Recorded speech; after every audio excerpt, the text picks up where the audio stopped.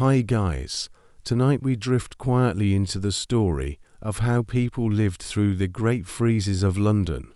The sun is sinking, the air is turning cold, it feels like ice against your cheeks. The wind is coming off the fields like a cold river, finding every gap in your clothes. You can hear the dry grass snapping under your boots. So before you get comfortable, take a moment to like the video and subscribe, but only if you genuinely enjoy what I do here. And if you want to let me know where you are listening from and what time it is where you are. I always love seeing those little snapshots of the world. Now dim the lights and let the story begin. You are standing on the edge of the River Thames. It is late in the year, and the sun has already dipped below the roofs of the tall wooden houses. The sky is a deep, dark grey, like the colour of a lead pipe. Usually, at this time of day, you would hear the sound of the water rushing past. You would hear the splash of oars as boats move people from one side of the city to the other. But tonight, the sound is different. It is quiet. It is a heavy, thick kind of silence that feels like a blanket over the world. You pull your heavy wool coat tighter around your chest. The wool is thick and scratchy against your neck, but you are glad for it. It has the faint smell of wood smoke and old sheep. Under your feet, the cobblestones are slippery with a thin skin of frost. You have to walk carefully, placing each foot down with a soft thud to keep your feet from freezing. You have done what many people in London do during these hard winters. You have stuffed your leather shoes with dry straw. You can feel the straw crunching under your toes. It feels a bit messy, but it creates a little pocket of warm air around your skin. This is a small trick, a bit of micro-history from the streets, but it is the only way to stop the bite of the cold from turning your toes numb. You look out at the water. The Thames is the biggest thing in your world.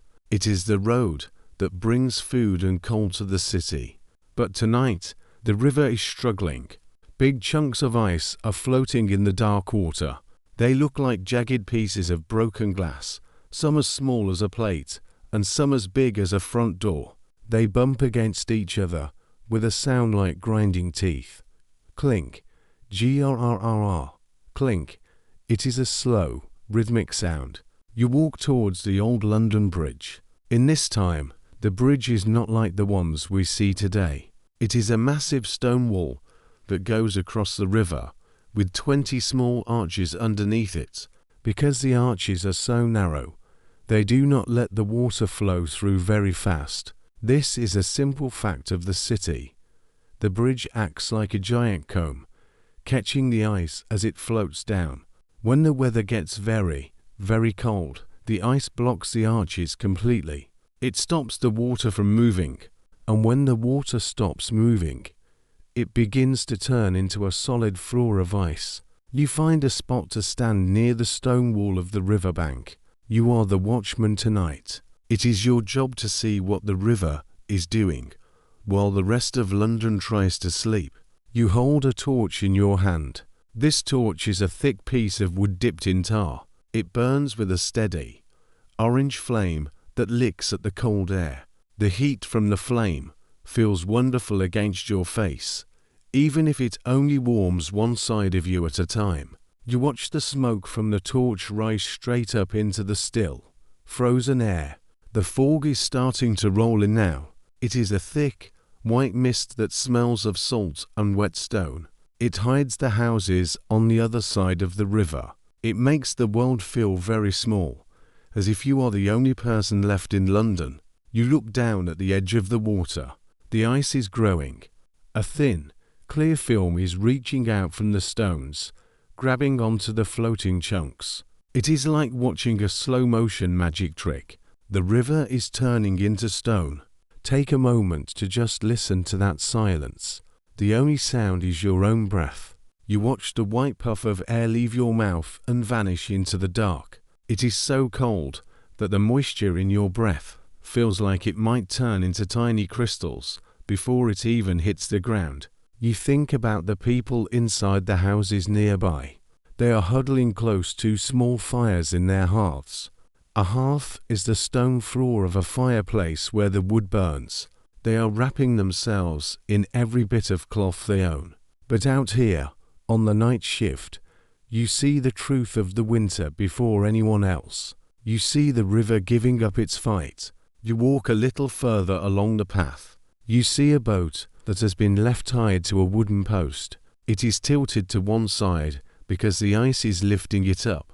The ropes are thick with white frost, making them look like hairy white snakes. The wood of the boat creaks as the ice squeezes it. It is a lonely, tired sound. You know that by tomorrow morning, the boat will be stuck fast. It will not move again for weeks, or maybe even months. The cold is a heavy weight. It presses against your shoulders. It tries to get inside your coat, through the buttonholes and under the hem. But you stay steady. You are the guardian of this transition. You are watching the moment the liquid world becomes a solid world. This freeze is not like the ones before. You can feel it in your bones. This is the start of something big. This is the start of the great frost. In the distance, a church bell rings once. The sound is sharp and clear in the frozen air. It does not echo like it does in the summer. The cold seems to swallow the sound, cutting it short. You turn your gaze back to the bridge. The ice is piling up against the stone pillars. It is getting higher and higher, forming a wall of white and blue. You realize that soon, the river will not be a river at all. It will be a new piece of land, a place where people will walk, and shops will be built, and fires will be lit, all on top of the deep, dark water. You move your torch in a slow circle, watching the light dance on the new ice. It sparkles like millions of tiny diamonds. It is beautiful, even if it is dangerous. You think about the fish deep below, swimming in the dark, quiet water under the frozen roof. They are safe and slow, just like you are moving now. You take a slow step, then another. The straw in your shoes keeps your feet just warm enough to keep going. You are the watchman, and you are ready for the night. The river is sleeping now, and you are there to watch over its frozen dreams. The morning has come, but the sun is hiding behind a thick, pale curtain of clouds. The world is a soft, flat grey. You stand at the edge of the river bank, right where the stone stairs lead down to the water. Usually, these stairs are wet and slimy with green weeds. Usually, the water laps against the bottom step with a splashing sound. But today, there is no splash. There is only a smooth, white floor that stretches out into the fog. The ice has grown thick over the night. Remember how you watched it crawling across the surface like a slow, cold hand. Now, it looks like it has been there forever. It does not look like water anymore. It looks like a road made of cloudy glass. You reach out with one foot. You are wearing your heavy leather boots with the straw inside. You tap the surface of the river. Clack, clack. It sounds like stone. It does not move. It does not dip or sway. Before you take a full step, you reach into your deep coat pocket. You pull out a small, heavy object. This is an ice spur. It is a simple piece of iron with 3 sharp spikes pointing down. You use a leather strap to tie it firmly to the bottom of your boot. People in London use these to walk when the city turns into a skating rink. It is a clever tool for a hard winter. You tie the other one to your left foot. Now, when you step, the spikes will bite into the ice.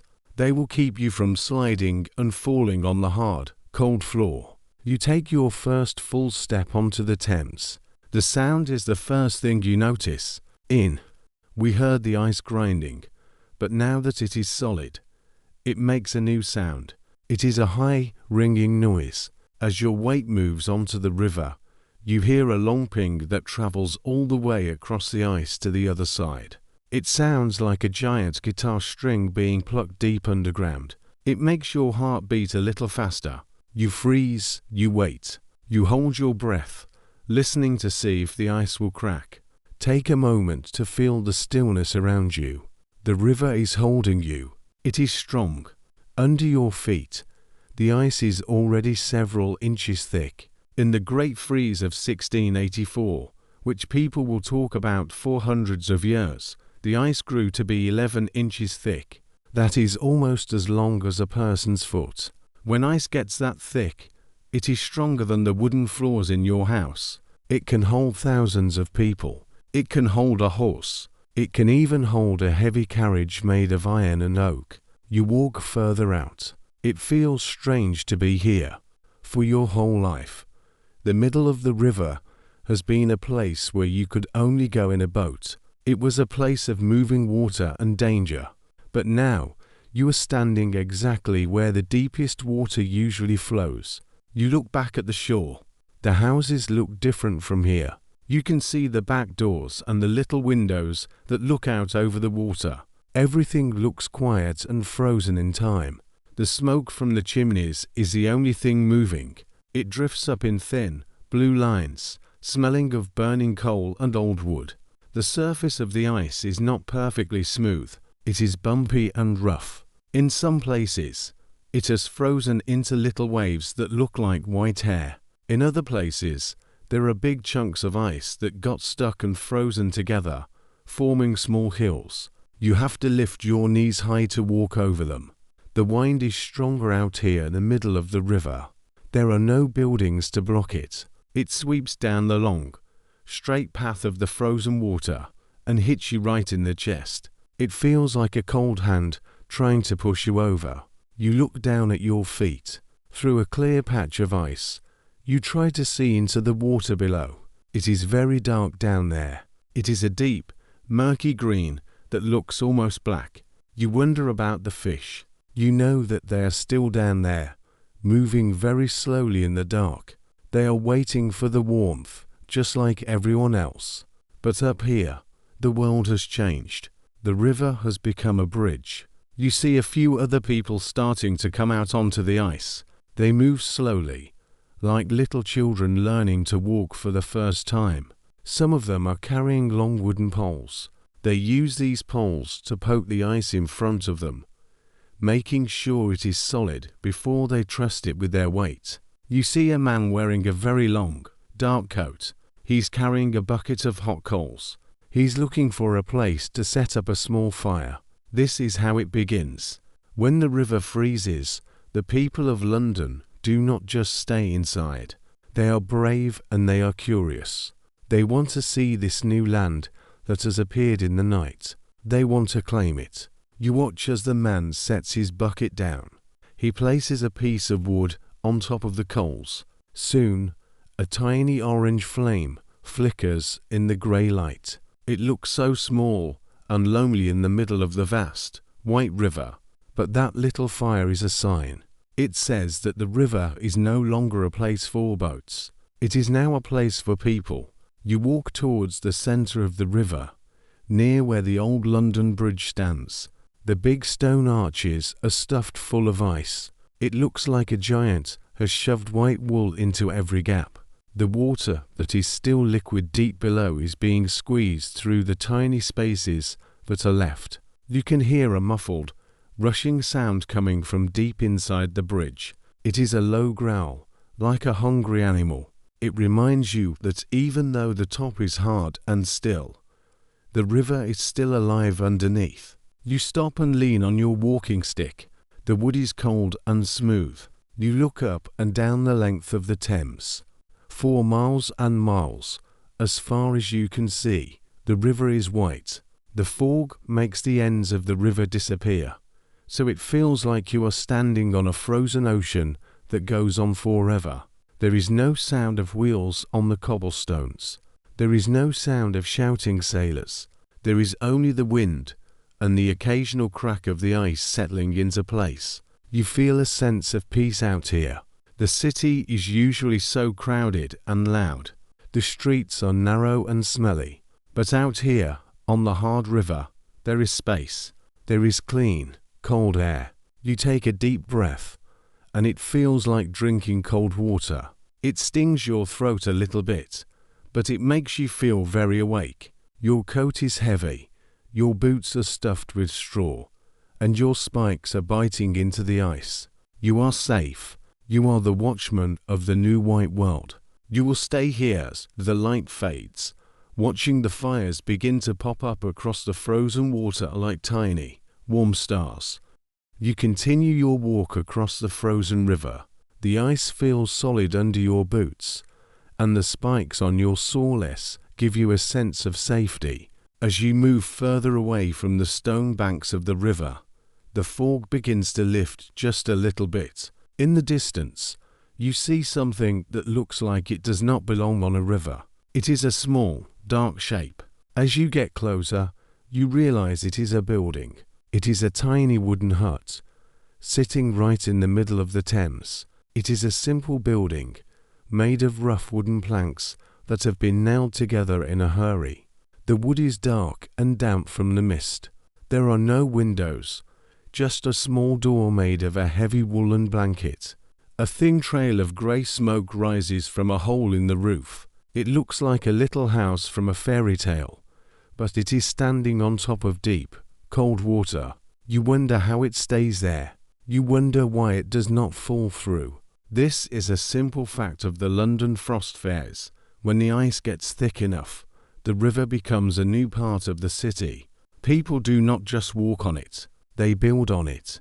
They bring timber and saws and hammers out onto the ice. They lay down long, flat boards first to spread the weight, and then they build their shops on top. These are not strong buildings like the ones on the land, but they are strong enough to hold a few people and a small fire. You walk toward the hut. The sound of your footsteps changes. Instead of the ringing ping of the open ice, you hear the dull thump of your boots hitting the wooden boards that surround the hut. You see a sign hanging by the door. It is a piece of scrap wood with words painted on it in messy, black letters. It says the gingerbread nut. As you get closer, you smell something wonderful. It is the smell of warm ginger, sweet treacle, and spicy cloves. It is a sharp, happy smell that cuts through the damp, salty scent of the river fog. Your mouth starts to water. In this freezing world, a smell like that feels like a hug. You reach out and push aside the heavy blanket that serves as a door. Inside, the air is thick and warm. It feels very different from the cold wind outside. It is a small space, no bigger than a garden shed. The walls are lined with thin shelves made of pine. There is a small metal pan sitting on a pile of hot coals in the corner. This is a brazier, which we know is a small stove used for warmth and cooking. A woman stands behind a tiny counter. She's wearing so many layers of clothes that she looks as wide as she's tall. She has a bright red shawl wrapped around her head and neck. "Warming up, are we?" she asks. Her voice is kind and raspy. You nod and look at what she is selling. This is your micro-history detail for the day. She's selling gingerbread nuts. These are not actual nuts from a tree. They are small, hard biscuits made with lots of ginger and honey. They are baked until they are very tough, which means they do not break easily in your pocket. People love them during the frost fairs because the ginger makes your tongue feel warm, and the sugar gives you energy to keep walking in the cold. You buy a small paper bag of the biscuits. They are still warm from the pan. You hold the bag against your chest for a moment, letting the heat soak through your wool coat. The woman also has a small pot of ale heating by the fire. She stirs it with a long wooden spoon. The steam rises up and weights the wooden ceiling, making it shine in the low light. Take a moment to enjoy the quiet inside this little hut. You can hear the wind whistling through the cracks in the wooden walls. You can hear the low, distant rumble of the ice moving under the floor. But inside here, you feel safe. It is a tiny bubble of warmth in a giant world of white. You look at the floor. You can see the dark gaps between the floorboards. If you dropped a coin, it might fall through the cracks and land right on the frozen river. It is a strange feeling to know that only a few inches of wood and a few inches of ice are keeping you from the deep water. The woman tells you that she built this shop in just one day. She and her husband brought the wood down on a sled. They call this part of the river Friesland Street. Other people are building huts next to hers. Soon, there will be a whole row of them, forming a street that stretches from one side of London to the other. There will be shops selling toys, shops selling hot meat, and even places where you can get your hair cut. It is a city made of ice and wood that will only last as long as the cold stays. You take one of the gingerbread nuts out of the bag and bite into it. It is very crunchy. The taste of ginger is strong and spicy. It makes your throat feel hot and tingly. You feel the warmth spreading down into your stomach. It is a simple pleasure, but out here, it feels like a grand feast.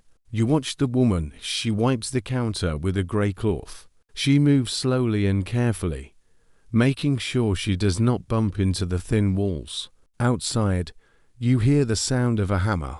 Bang, bang, bang. Someone else is building a shop nearby. They are hitting the nails into the wood, and the sound echoes across the flat ice. It is a busy, happy sound. It shows that the people of London are not afraid of the winter. They have found a way to make it work for them. They have turned a frozen river into a marketplace. You stay in the hut for a few more minutes, soaking up the heat from the brazier. You look at the tiny candle burning on the shelf. The flame is steady and bright. It casts long, flickering shadows on the wooden walls. You feel your toes starting to tingle as they warm up inside your straw-stuffed boots. The heaviness of the cold starts to lift from your shoulders, but you are the watchman, and your journey must continue. You thank the woman for the gingerbread and the warmth. You pull your coat tight and wrap your scarf twice around your neck. You take a deep breath of the spicy air one last time before stepping back out. When you push the blanket aside and step onto the ice, the cold hits you like a bucket of water. It is sharp and biting, but now you have a bag of warm biscuits in your hand and the memory of the fire in your heart. You look back at the little hut. It looks so small and brave against the grey sky. You turn away and start walking again, the spikes on your boots clicking against the ice. The river is full of surprises tonight, and you are ready to see them all. You walk deeper into the fog, following the sound of the hammers and the smell of the smoke. The night shift is just beginning, and the world on the water is waking up.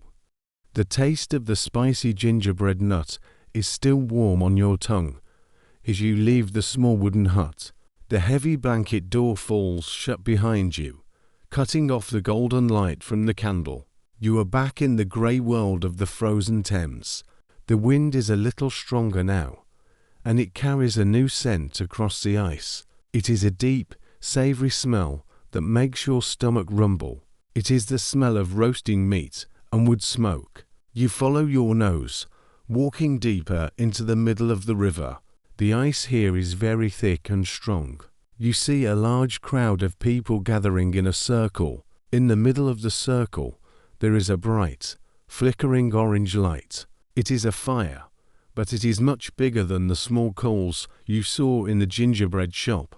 This is a great bonfire, built right on top of the frozen water. You might wonder how a fire does not melt the ice and fall through. This is a clever trick the Londoners have learned. Before they light the fire, they lay down a thick bed of stone and earth. They might use several layers of heavy bricks or a thick pile of cold ash from the city's many chimneys. This creates a floor that heat cannot pass through easily. It protects the ice below, keeping it hard and cold, while the flames dance on top. It is a simple piece of history that shows how smart people can be when they want to stay warm and well fed. As you get closer, you see what is cooking. This is your micro-history detail for this part of the night. A whole ox is being roasted over the flames. An ox is a very large, strong cow.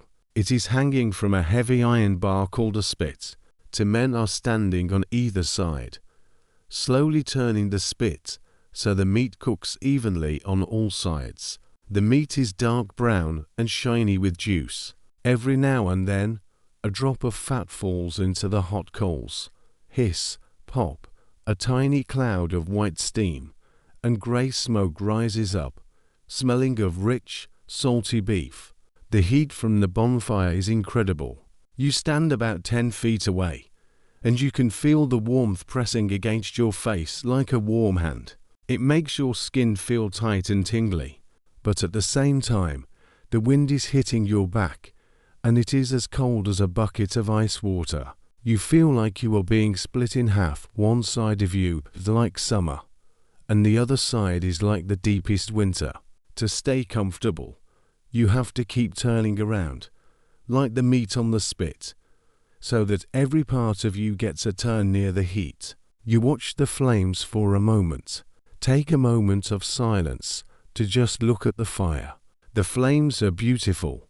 They are bright orange, soft yellow, and sometimes a deep, glowing red at the bottom. They reach up into the dark sky, casting long, jumping shadows across the white ice. The sparks fly up like tiny fireflies, dancing for a second before the cold wind blows them out. Around you, the people are quiet, too. They are all staring at the fire, lost in its movement. In a world that is so dark and cold, a fire is like a miracle. It is the center of life on the river. One of the men at the spit uses a long, sharp knife to cut a thick slice of the roasted beef. He places the meat onto a trencher. This is a very old way of serving food. A trencher is a thick, flat piece of bread that is a few days old. It is hard and dry, so it acts like a plate. You don't eat the plate at first. You use it to catch all the juices and fat from the meat.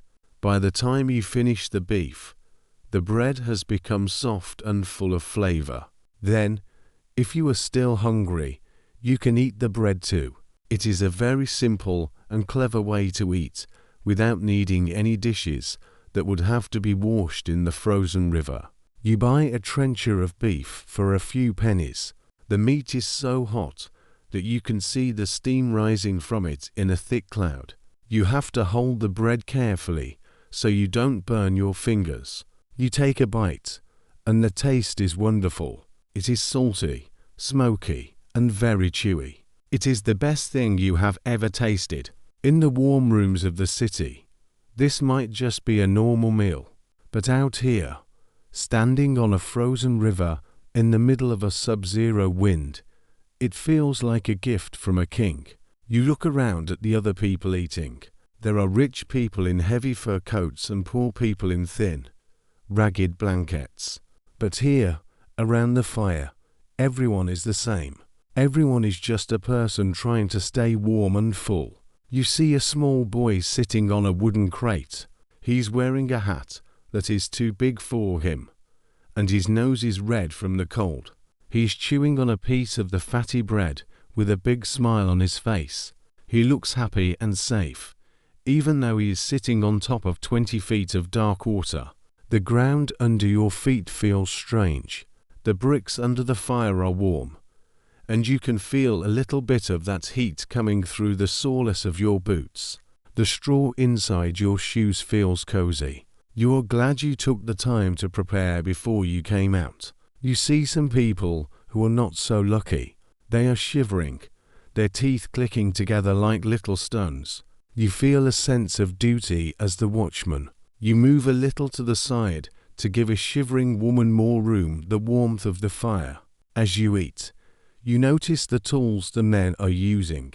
They have a large metal pan under the meat to catch the dripping fat. This is called a dripping pan.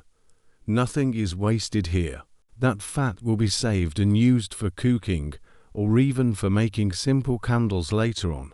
Life on the night shift is about being careful with what you have. Every spark, every scrap of food, and every bit of warmth is important. The fire makes a low, roaring sound. It is a hungry sound, the sound of wood turning into heat. You look up at the sky again. The fog is still thick above the river, but the glow from the bonfire creates a dome of light in the mist. It looks like a giant, glowing orange ball in the middle of the dark. From the shore, people must see this glow and know that the river is alive. They must know that the night shift is working hard to keep the spirit of the city going. You finish your beef and eat the soft, juice-soaked bread. It fills you up and makes you feel strong. The wind doesn't seem quite so scary now. You feel like you could walk 4 miles. You wipe your hands on your wool coat and take a step back from the heat. As you move away from the fire, the cold closes in again. It starts with your nose and then your ears, but the warmth in your stomach stays. It is like a little coal of heat that you are carrying with you. You look back at the roasting ox. The men are still turning the spit. They will be here all night and all the next day until the meat is gone and the fire finally dies down. They are the guardians of the heat. You nod to them, a silent thank you between people who work while the world sleeps. You turn your back to the fire and look out into the darkness of the river. There is more to see, and the ice is waiting. Your spikes bite into the hard surface once more, and you head off toward the sound of music in the distance. The river is your home tonight, and you are ready to see what else the frost has brought to London. The heat of the roasting ox is fading behind you now. You can still feel a little bit of its warmth on your back, but the front of your body is meeting the cold head-on once again. The further you walk from the bonfire, the more you realize that the cold on the river is not like the cold in the city streets. In the city, the tall buildings block the wind, but here, the river is like a giant, flat road. There is nothing to stop the wind from rushing over the ice and hitting you with full force. It is a sub-zero wind, which means it is much colder than the point where water turns to ice. You stop walking for a moment. You notice something. Even though you have straw in your boots, your toes are starting to feel a bit like heavy stones. They are not painful, but they are losing their feeling. This is a warning. On the ice, the cold does not just come from the air. It comes from the ground. You are standing on a giant block of ice that is many inches thick. That ice is pulling the heat right out through the soreness of your boots. You look around for a place to sit. Near the edge of a row of small tents, you see an old wooden crate. It looks like it once held bottles of ale, but now it is empty and turned upside down. You brush a layer of white frost off the top of the wood and sit down. You need to take care of your feet. If you do not keep them warm, you will not be able to finish your watch. You reach into the large side pocket of your heavy wool coat. You pull out 2 long strips of thick, dark grey wool. This is your micro-history detail for tonight. These are called footwraps or sometimes overshoes.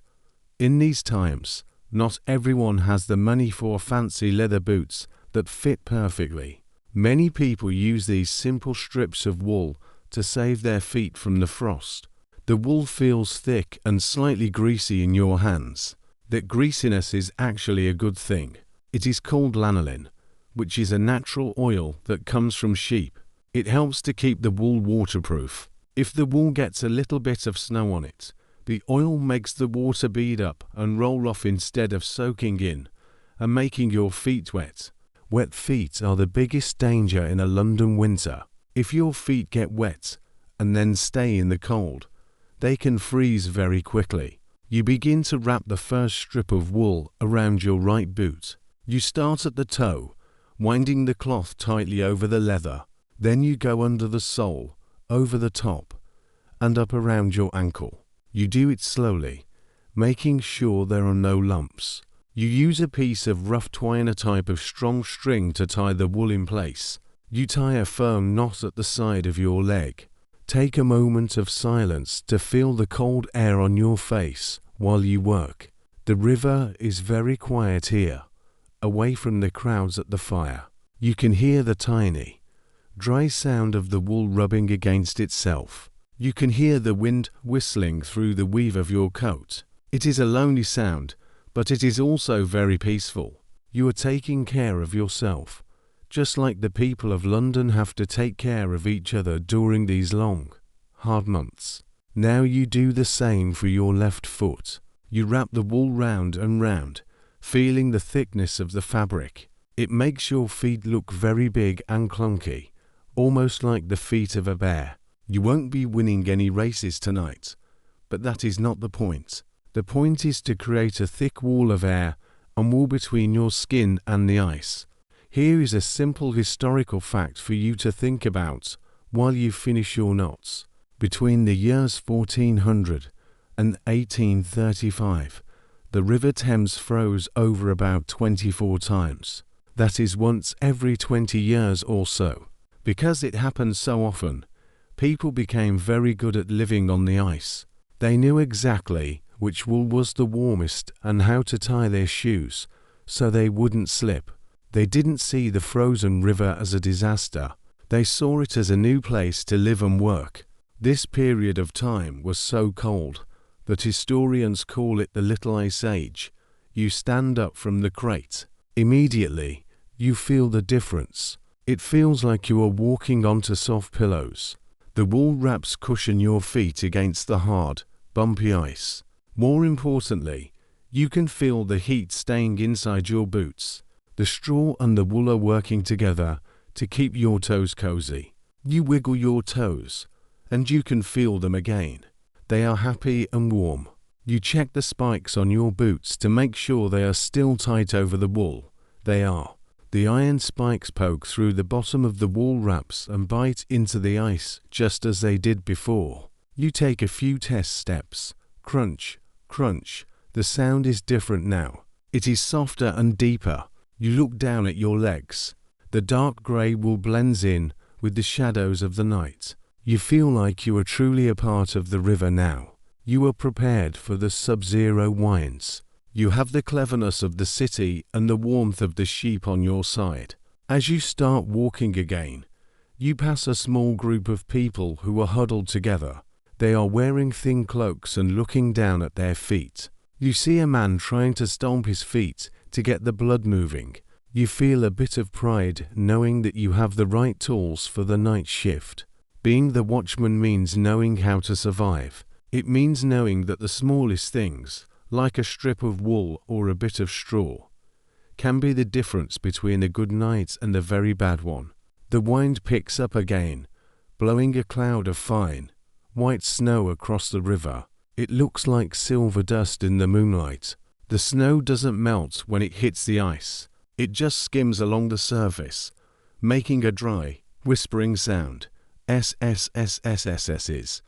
It is the sound of the winter talking to itself. You pull your scarf up over your nose, so only your eyes are showing.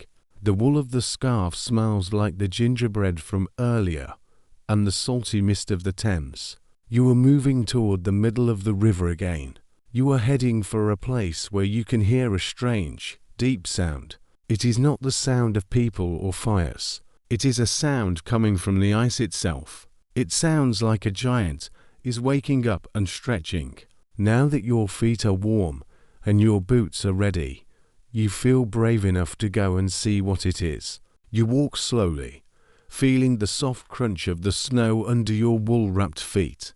The river is wide, the night is long, and you are ready for whatever the frost has to show you next. You walk away from the warmth of the ox roasting fire. The orange light fades behind you, turning into a small, glowing dot in the thick grey fog. Now, you are in a part of the river that feels much more lonely. The crowds are gone. The smell of meat and wood smoke is replaced by the sharp, clean smell of frozen water and salt. Out here, the wind is a steady whistle against your ears. But as you stop to catch your breath, you hear something else. It is a sound that makes you stand very still. It starts as a low, deep moan. It is a sound that feels like it is coming from the very bottom of the river, far below the ice and the dark water. It is a long, slow oo-oo sound, like a giant animal waking up from a long sleep.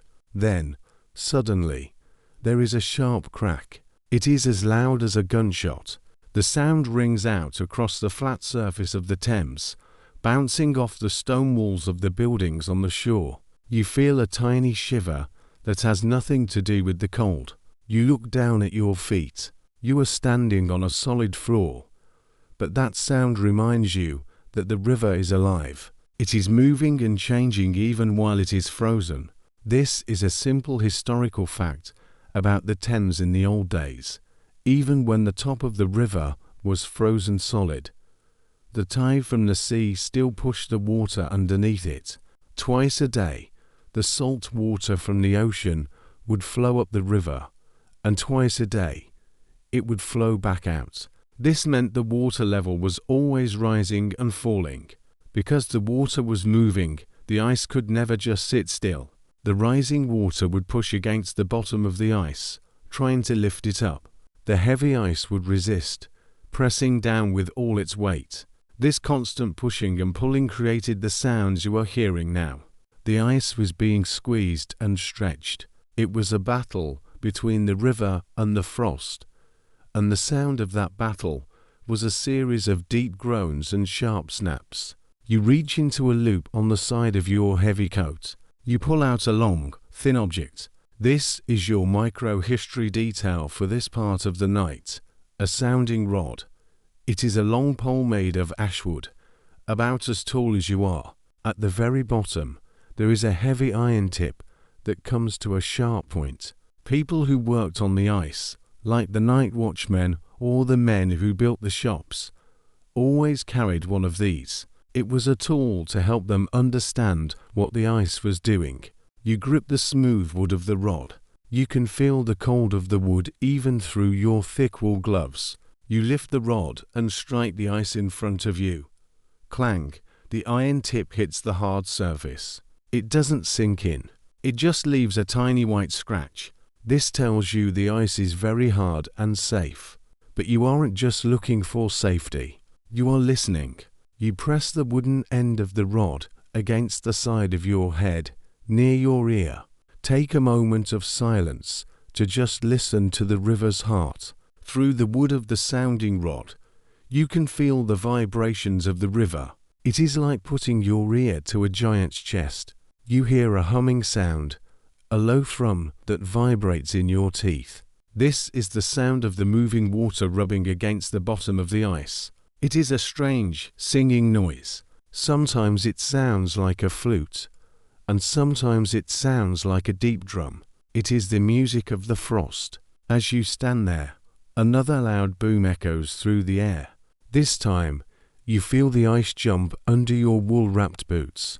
It feels like someone has hit the bottom of the river with a giant hammer. This is called an icequake. When the pressure of the tide gets too strong, the ice has to break to make room. A long crack opens up, zigzagging across the river like a bolt of lightning. You move your torch closer to the ground to see. You find a crack in the ice. It is very thin, no wider than a piece of string, but it goes deep. The edges of the crack are bright white, showing where the ice has been crushed into powder. You poke the crack with your sounding rod. The ice is still thick and strong, but the crack shows that the river is breathing. It is not a dead, frozen thing. It is a moving, growing part of the world. You look around at the shapes in the fog. Because the ice moves and breaks, the surface of the river is not flat like a table. In some places, the pieces of ice have crashed into each other and piled up. These are called hummocks, but you can just think of them as little hills of ice. They look like jagged white mountains in the dark. Some of them are as tall as a man. You have to be careful as you walk around them, because the edges can be as sharp as a knife. The wind picks up a bit of snow and blows it across these ice hills. The snow catches in the cracks and hides the dangerous spots. This is why the watchman stays out all night. You have to know where the new cracks are forming. You have to know which parts of the river are safe for the people who will come out tomorrow to play and trade. You feel a deep respect for the river tonight. Usually, the Thames is a busy place full of shouting and work, but in the middle of the night, when it is frozen like this, It feels like a church. It is a place of wonder. The sounds of the groaning ice are like a language that only a few people ever get to hear. It is a secret conversation between the earth and the cold. You take your sounding rod and walk a little further. You find a spot where the ice is especially thick and clear. You wipe away a layer of frost with your sleeve. You hold your torch over the spot. The light goes deep into the ice, turning it a beautiful, glowing blue. It looks like a giant sapphire hidden in the water. You can see bubbles trapped inside the ice, frozen in place like tiny pearls.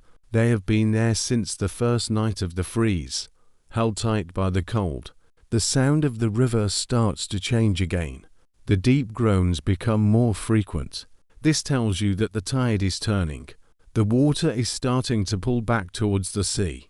The ice will settle down now, sinking back into its bed. The ice quakes will stop for a while, and the river will become quiet again. You pull your scarf tighter. Your face is cold, but your heart is full of the things you have seen and heard. You are the only person 4 miles who knows the song the river sang tonight. You hook your sounding rod back onto your coat and pick up your torch. The light is getting a bit lower, so you will need to find a place to rest or get a new torch soon. But for now, you just stand there in the dark, watching the frost smoke rise from the cracks in the ice. The night shift is a long one, but when the river speaks to you like this, it feels like the most important job in the world. You turn your back to the wind and start walking towards the distant, dim lights of London Bridge, the spikes on your boots keeping you steady on the singing ice. The deep groans of the river stay behind you as you walk back toward the cluster of tents. The ice quakes have settled down, and the Thames is quiet once more. Your wool-wrapped feet make a soft, rhythmic sound on the hard surface. Thump, thump, thump. The fog is still thick, but you start to see a soft, yellow glow ahead. It is not the big, roaring orange of the ox roasting fire. This is a smaller, gentler light. It comes from a lantern hanging on a tall wooden pole. Under the lantern, a man is standing behind a small table covered in a white cloth that has been stained by soot and spilled drinks. As you get closer, you see a sign painted on a piece of old sailcloth. It says "The Warming Drop." The man behind the table is wearing a very old, greasy leather apron over his thick woolen coat. His face is red from the wind, and his breath comes out in large, white clouds. On his table sits a large copper pot, and next to it, a small iron stove filled with glowing coals. You feel the cold pressing against your chest, even through your heavy layers. You need something to warm you from the inside out. You reach into your pocket and find a small copper coin. You place it on the table. The man nods to you. He doesn't say much. The cold makes people want to keep their mouths shut to save the heat. He picks up a heavy tin mug. It is dented and scratched, showing that it has seen many winters on the river. This is your micro-history detail for tonight. The drink he is making is called hot pearl. In the 1700s and 1800s, this was the most popular drink on the frozen Thames. It is a mixture of strong gin and warm beer, stirred together with a big spoonful of dark, coarse sugar and a pinch of bitter herbs. To heat it up, the man uses a special tool called a muller. It is a long, cone-shaped metal cup with a handle. He pours the drink into the muller and sticks the metal cone directly into the hot coals of his stove. You watch as the liquid begins to bubble and steam inside the metal cone. The smell hits you instantly. It is a sharp, pine-like scent from the gin, mixed with the sweet, bready smell of the beer and the deep, burnt smell of the sugar. It is a strong smell, almost like medicine. The man pours the steaming liquid into your tin mug. The metal of the mug is so thin that it becomes hot almost instantly. You have to wrap your gloved hands around it carefully. Here is a simple historical fact about London in this time. During the years of the frost fairs, gin was everywhere in the city. It was often cheaper than clean water or milk, because the water from the city wells was often dirty and could make people sick. Many people drank beer or gin instead. On the ice, where there were no pipes and no fresh water, these hot, strong drinks were the only way to stay hydrated and warm at the same time. People called Gin Mother's Ruin because it was so strong, but on a night like this, it feels more like a lifesaver. You lift the mug to your face. The steam rises up and coats your nose and cheeks in a damp, warm mist. It feels wonderful against your frozen skin. You take a small sip. The liquid is very hot. It stings your lips for a second, then travels down your throat like a slow-moving flame. You can feel the heat moving down your chest and into your belly. It is a heavy, thick feeling that makes your muscles relax just a little bit. Take a moment of silence to feel that warmth spreading through you. The world feels very small right now. There is just you, the tin mug, and the little circle of light from the lantern. The sounds of the distant city, the bells of St. Paul's, or the clatter of wagons feel like they belong to another world. Out here on the ice, time seems to slow down. You watch a single drop of condensation run down the side of your mug. It is a tiny, clear bead of water that was steamed just a moment ago. The sugar in the drink is a special treat. In this time, sugar is expensive because it has to be brought on ships from very far away. But on the ice, the shopkeepers know that people need the energy. The sweet taste makes the bitter gin easier to drink. You take another sip, a bigger one this time. You can taste the herbs, perhaps a bit of wormwood or ginger. They leave a tingly feeling on your tongue that lasts long after you have swallowed. You look at the Pearl Man. He's using a small pair of iron tongs to move the coals in his stove. He looks tired, but he is steady. He's part of the night shift too. While the rich people in the big houses are sleeping under 4 or 5 heavy blankets, he's out here, keeping the fire alive and the drinks hot. You realize that without people like him, no one could survive for long on the frozen river. The hard river is a place that demands constant work and constant heat. You lean against the wooden pole that holds the lantern. The wood is rough and has bits of frost clinging to the cracks. You watch a group of 3 men walk past. They are huddled together, their heads down against the wind. They see the light of the warming drop and turn toward it, their spikes scratching the ice. They don't speak, but you see the relief on their faces when they see the copper pot. It is the same relief you felt. As you finish the last of your drink, you feel a new sense of strength in your arms and legs. The hot pearl has done its job. Your toes, still cozy in their straw and wool, feel a bit more limber. The hot gin has chased away the blue devils, which is what people in London use to call the feeling of being sad or cold. You set the empty tin mug back on the table with a soft clink. The man takes it, gives it a quick wipe with a grey cloth, and gets ready for the next customer. You pull your scarf back up over your mouth. The steam from the drink has made the wool around your face a little damp, but that dampness soon turns into a thin crust of frost. It doesn't matter. The heat is still inside you. You feel like a small stove yourself, carrying your own fire as you move back out into the dark. You look up at the lantern one last time. The glass is covered in beautiful frost patterns that look like tiny ferns or feathers. The candle inside is getting low, flickering as the wind finds its way through the metal frame. You turn away and start walking again.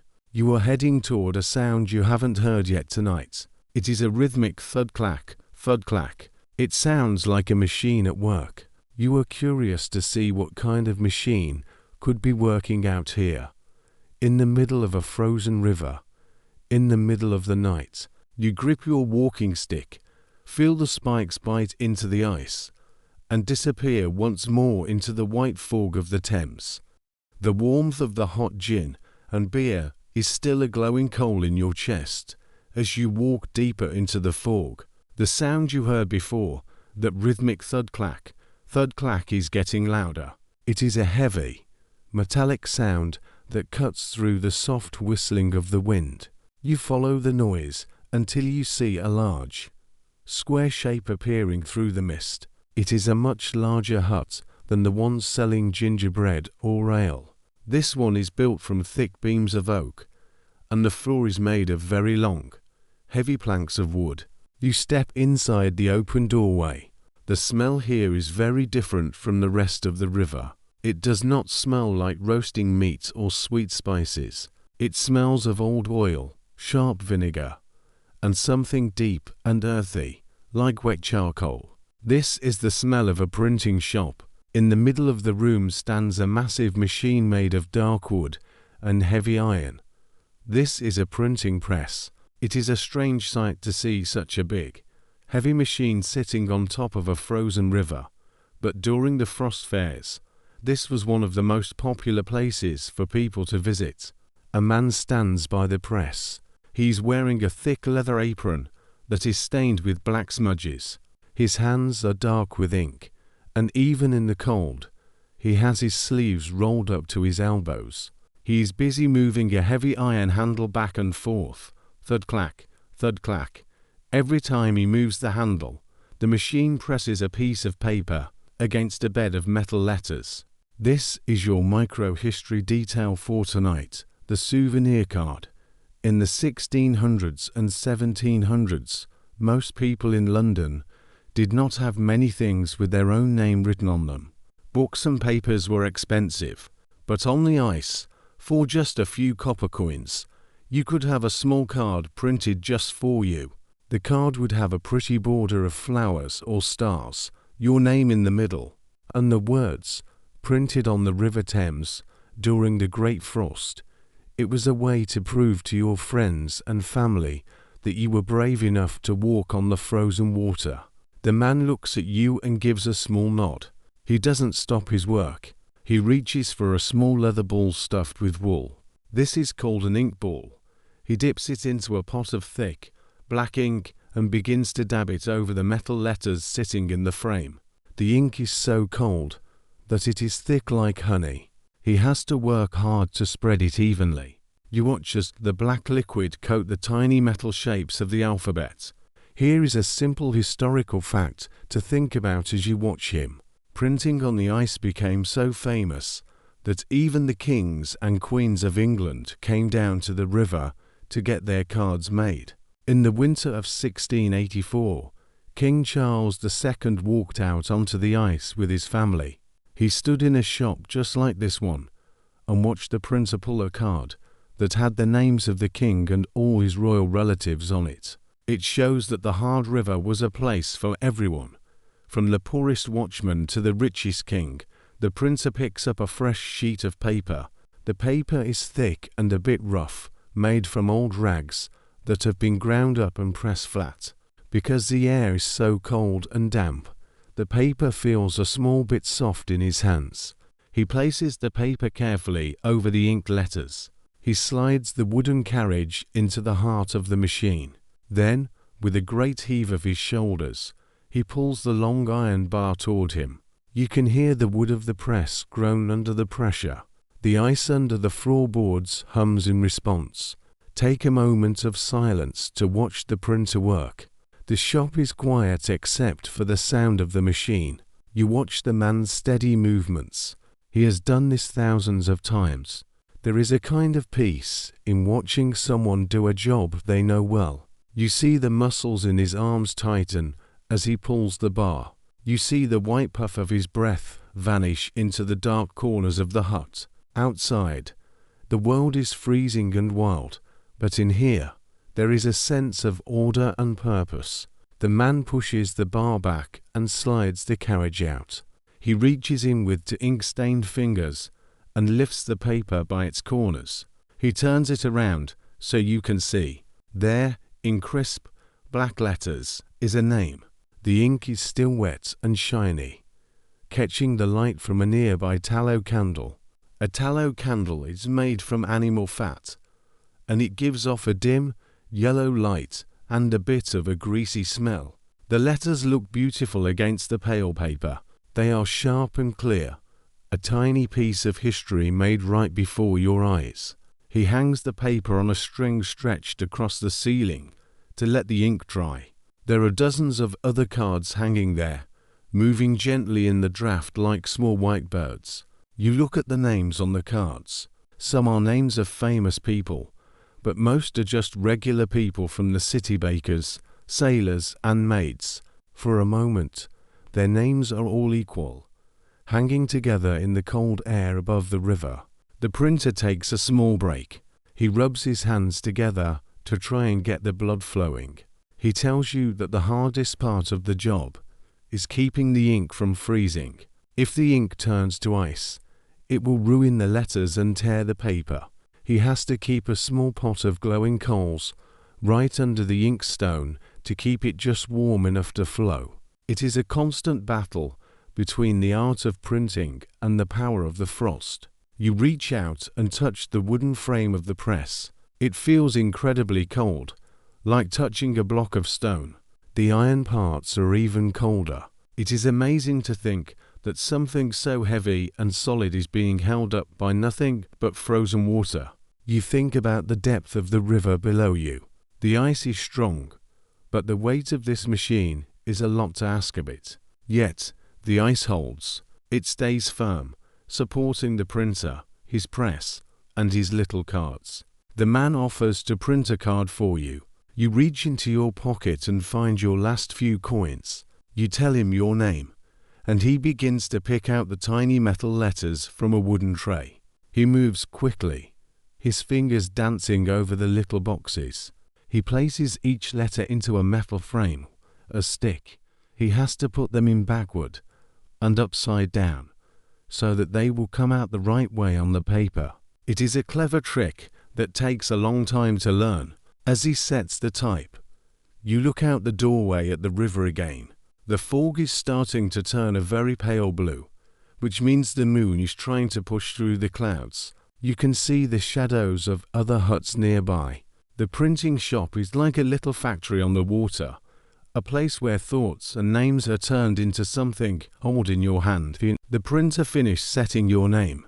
He inks the type, lays the paper, and pulls the heavy bar once more. The thud-clack echoes through your boots. When he hands you the card, it is still slightly warm from the heat of the inkstone. You hold it carefully by the edges. You see your name there, printed in the middle of the frozen Thames. It feels like a small victory over the winter. You have made your mark on the ice. You thank the printer and step back out into the night. You tuck the card into an inner pocket of your coat, close to your heart, where it will stay dry. The sound of the press fades as you walk away, but the rhythm of it stays in your head. Thud-clack, thud-clack. It is the heartbeat of the fair. You are the watchman, and you carry the names of the river with you as you move back into the cold, silent world of the frost. The ice is still there, thick and blue under your feet, and the long night continues. The rhythm of the printing press fades away, swallowed by the thick, cold air. You are walking further down the river now, towards a part of the Thames that sounds very different from the quiet shops or the groaning ice. You begin to hear voices, not the low, serious talk of workmen, but the bright, high sounds of laughter and shouting. It is a strange thing to hear people being so noisy in the middle of a sub-zero night. But as you get closer, you see why. You have found the part of the ice where the people of London come to play. Even in the dark, you can see figures moving quickly across the white surface. They look like dark shadows dancing on a silver plate. There is a large open space here, where the snow has been swept away, leaving the ice as smooth and shiny as a mirror. People are not just walking here. They are sliding. Some are running as fast as they can, and then locking their feet together, letting their weight carry them for 20 or 30 feet across the slick surface. You see a man in a long coat go sliding past you, his arms waving in the air to keep his balance. He lets out a loud whoop, before he finally slows down and comes to a stop. This is a simple historical fact about the frost fairs. For many people in London, the frozen river was the only time they ever had enough space to truly run and play. The streets of the city were narrow, crowded, and full of mud or rubbish, but the hard river was wide and clean. It was like a giant playground that appeared out of nowhere. People of all ages came out here to forget about the hard work of the winter and just enjoy the magic of the ice. As you watch, you see a group of children playing a game. This is your micro history detail for tonight. They are playing a game called shuttlecock on the ice. Usually, this is a game played with small feathered balls and wooden paddles, like a simple version of tennis. But out here, they have changed the rules.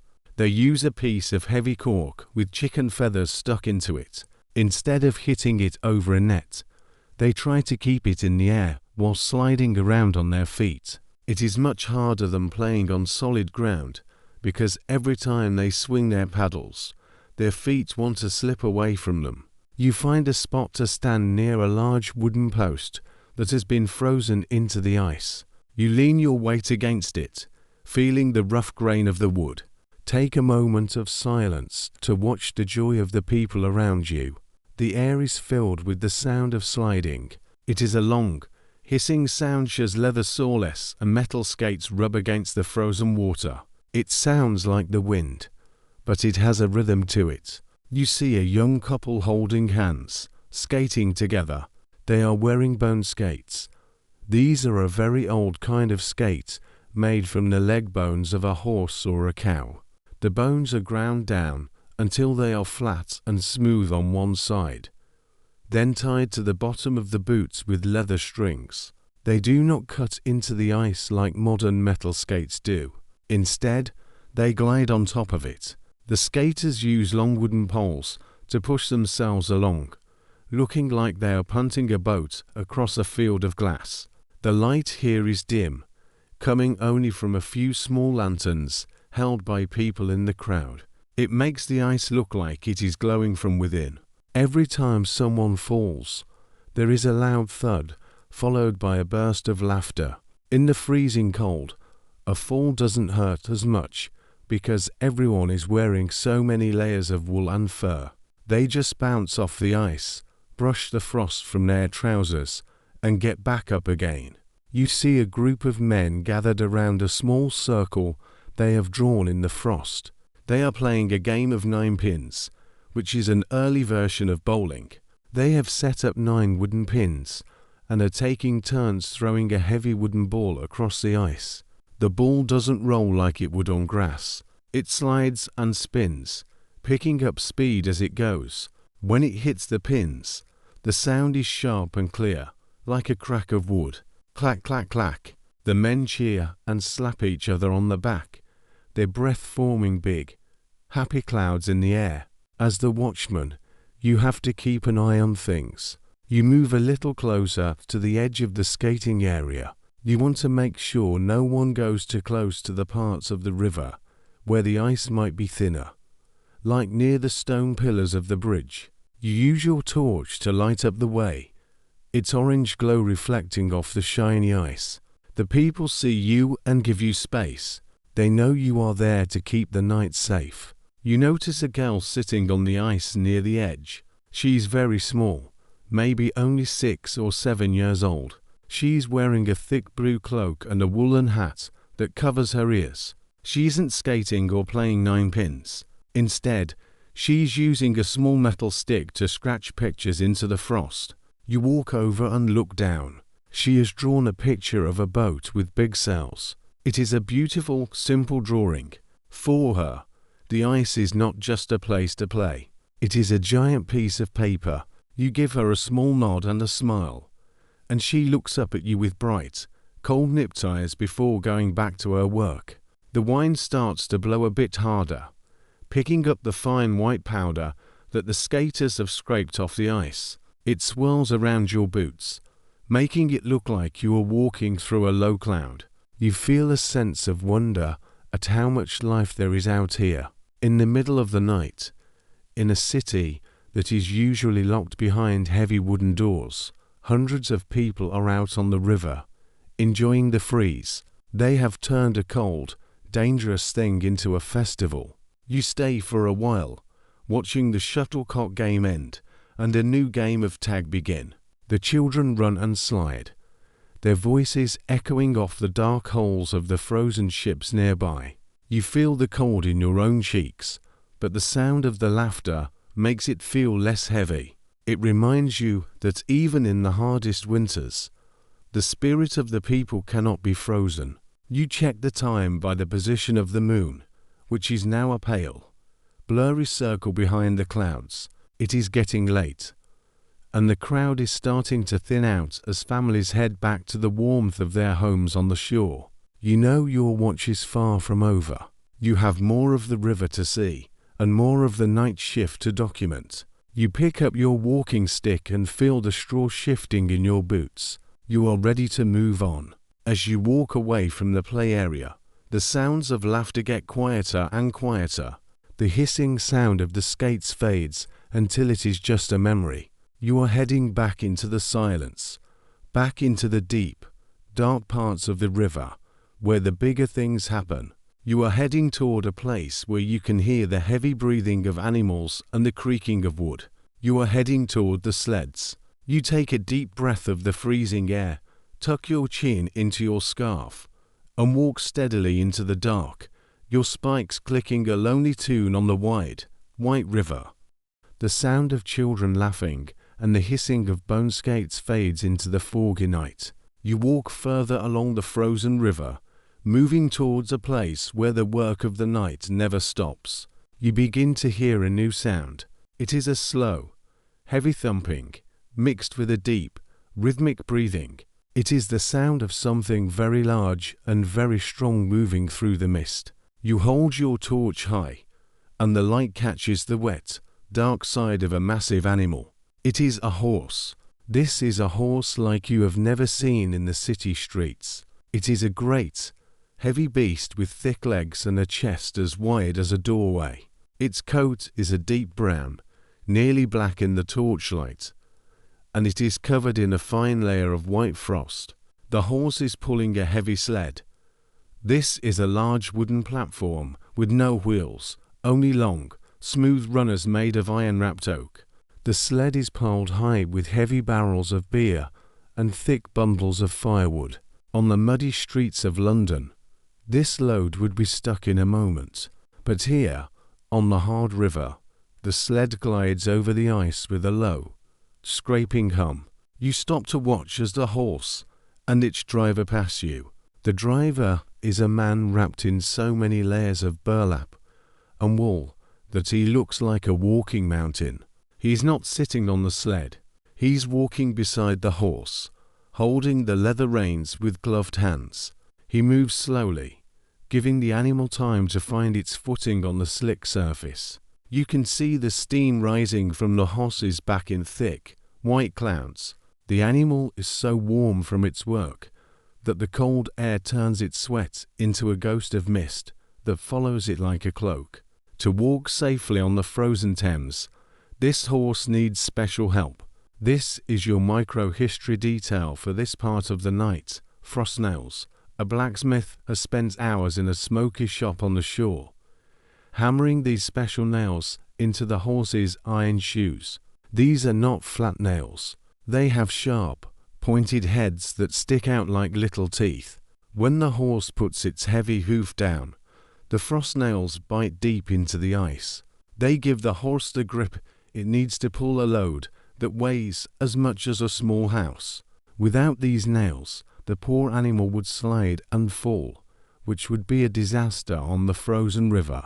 Here is a simple historical fact about why these horses are out here in the middle of the night. In the 1600s and 1700s, the streets of London were very narrow and often blocked by mud, rubbish, or other wagons. It could take all day just to move a load of coal from one side of the city to the other. But when the Thames froze, it became a giant, flat highway. There were no narrow alleys or steep hills on the ice. Merchants found that they could move their goods much faster by using the hard river as a shortcut. The frozen water was not just a place for fun. It was a vital road that kept the city alive during the Great Frost. You step back to give the horse plenty of room. As it walks past, you can smell the animal, the scent of wet fur, old hay, and the sharp, metallic smell of the iron sled runners. The horse's eyes are large and calm. It looks at you for a moment, its breath hitting your face like a warm, damp wind. Take a moment of silence to watch the steam rise into the dark. The only sound is the heavy thud of the hooves and the long shriek of the sled runners. It is a peaceful, hard-working sound. You think about the strength of the ice under your feet. It is holding up you, your torch, and this massive horse and its heavy load. It makes you realize how powerful the cold truly is. It has turned a liquid river into a force strong enough to carry the heaviest things in the world. You follow the sled for a little way, making sure the path is clear. As the watchman, you know where the ice is thickest. You remember the ice quakes from earlier and the cracks you saw near the bridge. You lead the driver away from a spot where the ice looks a bit thin and grey. He gives you a small wave of his hand to say thank you. He's part of the night shift too, working through the sub-zero winds to make sure the shops in the city have beer and wood when the sun comes up. The sled moves toward the shore, where a ramp made of thick wooden planks has been built to help the horses get off the ice and onto the stone pavement. You watch as the horse puts in one last burst of strength, its muscles bunching under its skin. The frost nails spark against a stone at the edge of the river, and then the sled is gone, moving up into the dark streets of the city. The silence returns to the river, but it feels different now. You are aware of the power and the weight that the ice can hold. You look down at your own feet, still warm in your straw-stuffed boots and wool wraps. You feel small compared to the great horse, but you know your job is just as important. You are the one who watches the road. You are the one who listens to the ice. You turn your gaze back toward the middle of the river. The fog seems to be getting thicker, and the air is turning even colder. You can feel the moisture on your eyelashes starting to freeze into tiny beads of ice. Every time you blink, it feels a bit crunchy. You reach up and rub your eyes with your woolen glove to clear them. In the distance, you see the flicker of a very small light. It is moving slowly, bobbing up and down. It is not a big bonfire or a shop lantern. It is a small, handheld light, like the one you are carrying. You wonder who else is out here in the deepest part of the night. You begin to walk toward the light, your spikes clicking softly.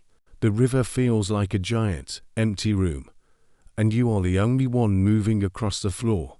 As you walk, you think about the horses sleeping in their warm stables on the shore. They are lucky to have a roof and a bed of dry hay. Out here, there is only the sky and the ice, but you are not afraid. You have your torch, you have your warm clothes, and you have the story of the river to keep you company. You are the watchman of the night shift, and you will stay on your path until the morning light breaks the frost. The ice groans once more, a deep and lonely sound, but you just keep walking, following the bobbing light into the heart of the white world. The horse and sled have vanished into the dark shadows of the city. You are alone again on the great white floor of the river. The fog is changing now.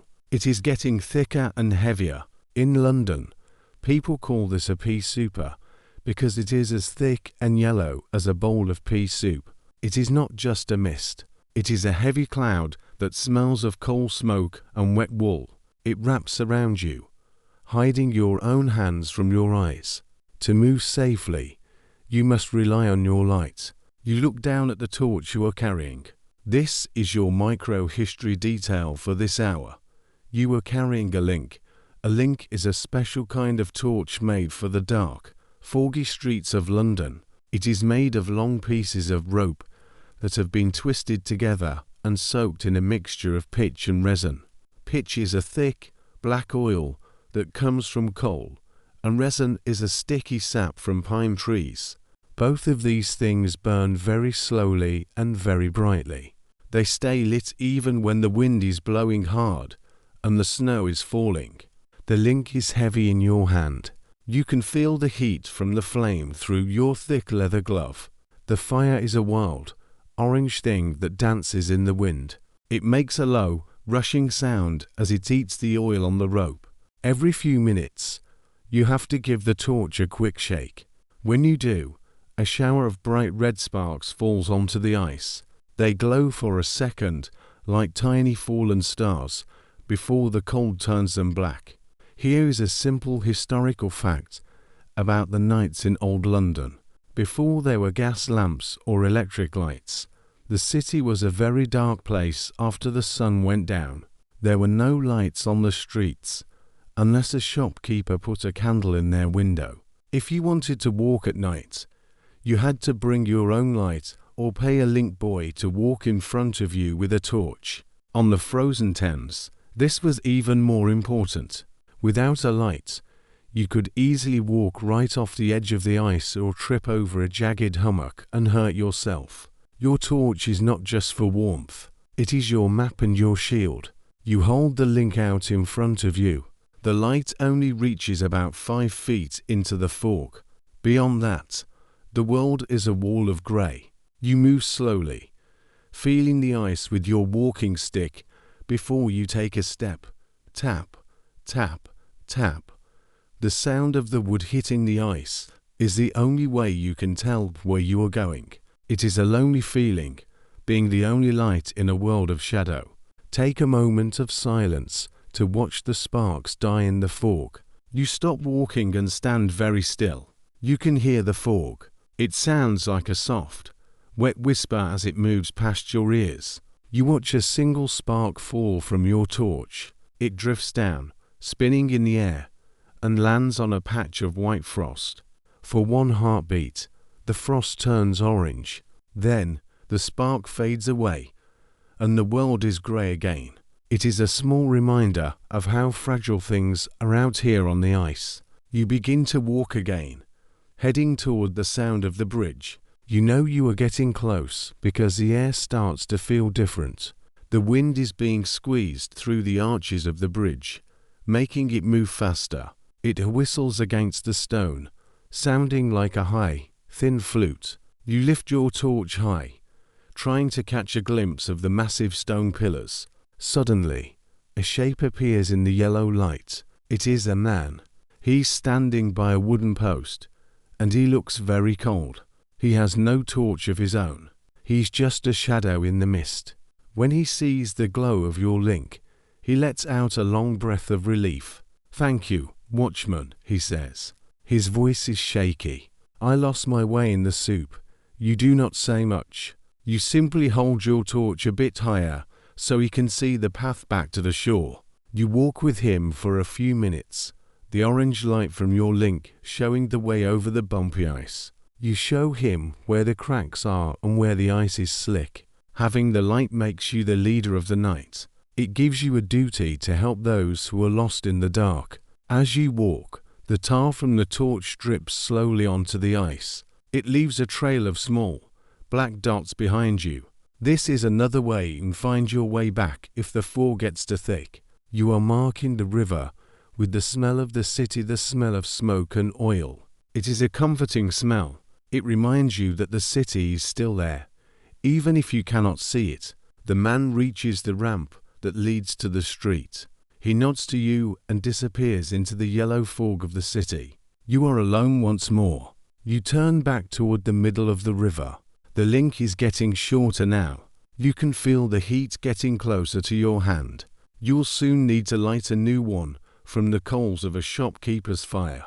You look down at the ice under your feet. In the bright light of the torch, you can see deep into the frozen water. There are long, white lines that look like frozen lightning bolts. These are internal cracks that do not reach the surface. They show where the river has been pushed and pulled by the tide. It looks like a giant, frozen map of the river's history. The wind picks up, blowing a cloud of soot from the city chimneys across the ice. The soot settles on the white frost, making the river look grey and old. But where your torchlight hits, the river still sparkles. You feel a sense of pride in your link. It is a simple tool, just rope and tar, but it is the most powerful thing you own tonight. It keeps the pea super at bay. It keeps the cold from feeling too heavy. You take a deep breath, and the smoke from the torch fills your lungs. It is a thick, heavy taste, but it feels warm. You adjust your grip on the handle, feeling the rough texture of the twisted rope. Your boots, wrapped in wool and stuffed with straw, stay warm and steady on the ice. You are the history watchman, and your light is a beacon on the frozen Thames.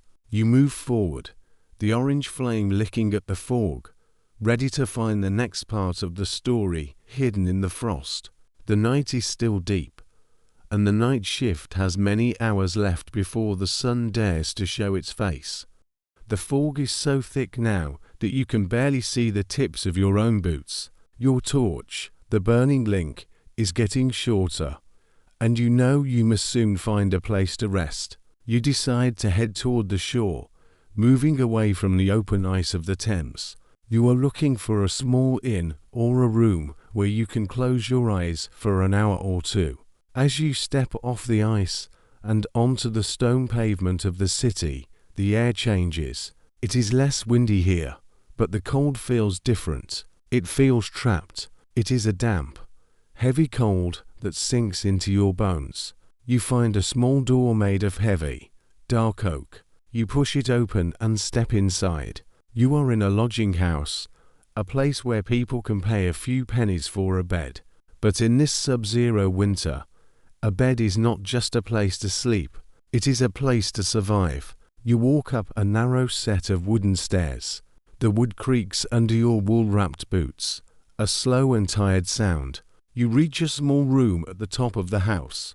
There is no fire here. The window is small and covered in a thick layer of white frost that looks like tiny ferns. This is your micro-history detail for this part of the night, a bed warmer. Before you even think about laying down, you see a girl working in the hallway. She is carrying a long wooden handle with a round brass box at the end. The box has small holes in the top. Inside that box are hot coals taken from the main fire downstairs. She slides the heavy brass box between the rough linen sheets of the bed. She moves it back and forth, using the heat of the coals to chase the damp chill out of the mattress. Without this, the bed would feel as cold and hard as a slab of meat in a butcher's shop. You sit on the edge of the bed. The mattress is stuffed with dry straw and old feathers. It is lumpy and smells of dust, but as you slide your hand under the covers, you feel the heat left behind by the brass box. It feels like a small miracle. You pull off your heavy leather boots, being careful not to spill the dry straw that has kept your feet warm all night. Your feet feel light and strange without the weight of the boots and the ice spurs. Here is a simple historical fact about how people slept during the Great Frost. In the 1700s, houses in London did not have any insulation. Insulation is material used to stop heat from escaping. The walls were made of thin brick or wood, and the windows often had gaps that let the freezing wind whistle through. To stay warm, people did not sleep alone. A whole family might pile into one bed, using their body heat to keep each other alive. They would wear their hats, their stockings, and sometimes even their coats while they slept. Being in bed was a battle to keep the heat from vanishing into the night. You lie back and pull a heavy quilt over your chest.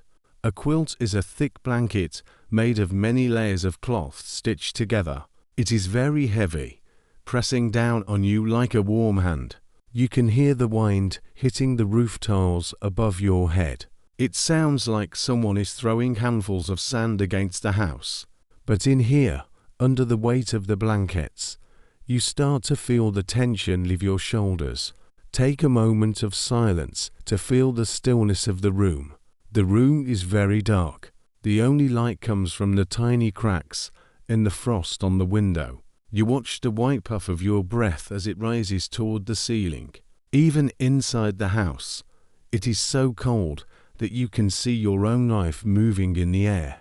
You think about the people out on the river, the printers, the gingerbread sellers, and the watchmen who are still awake. You feel a sense of peace, knowing that for a short time, you are safe from the sub-zero wind.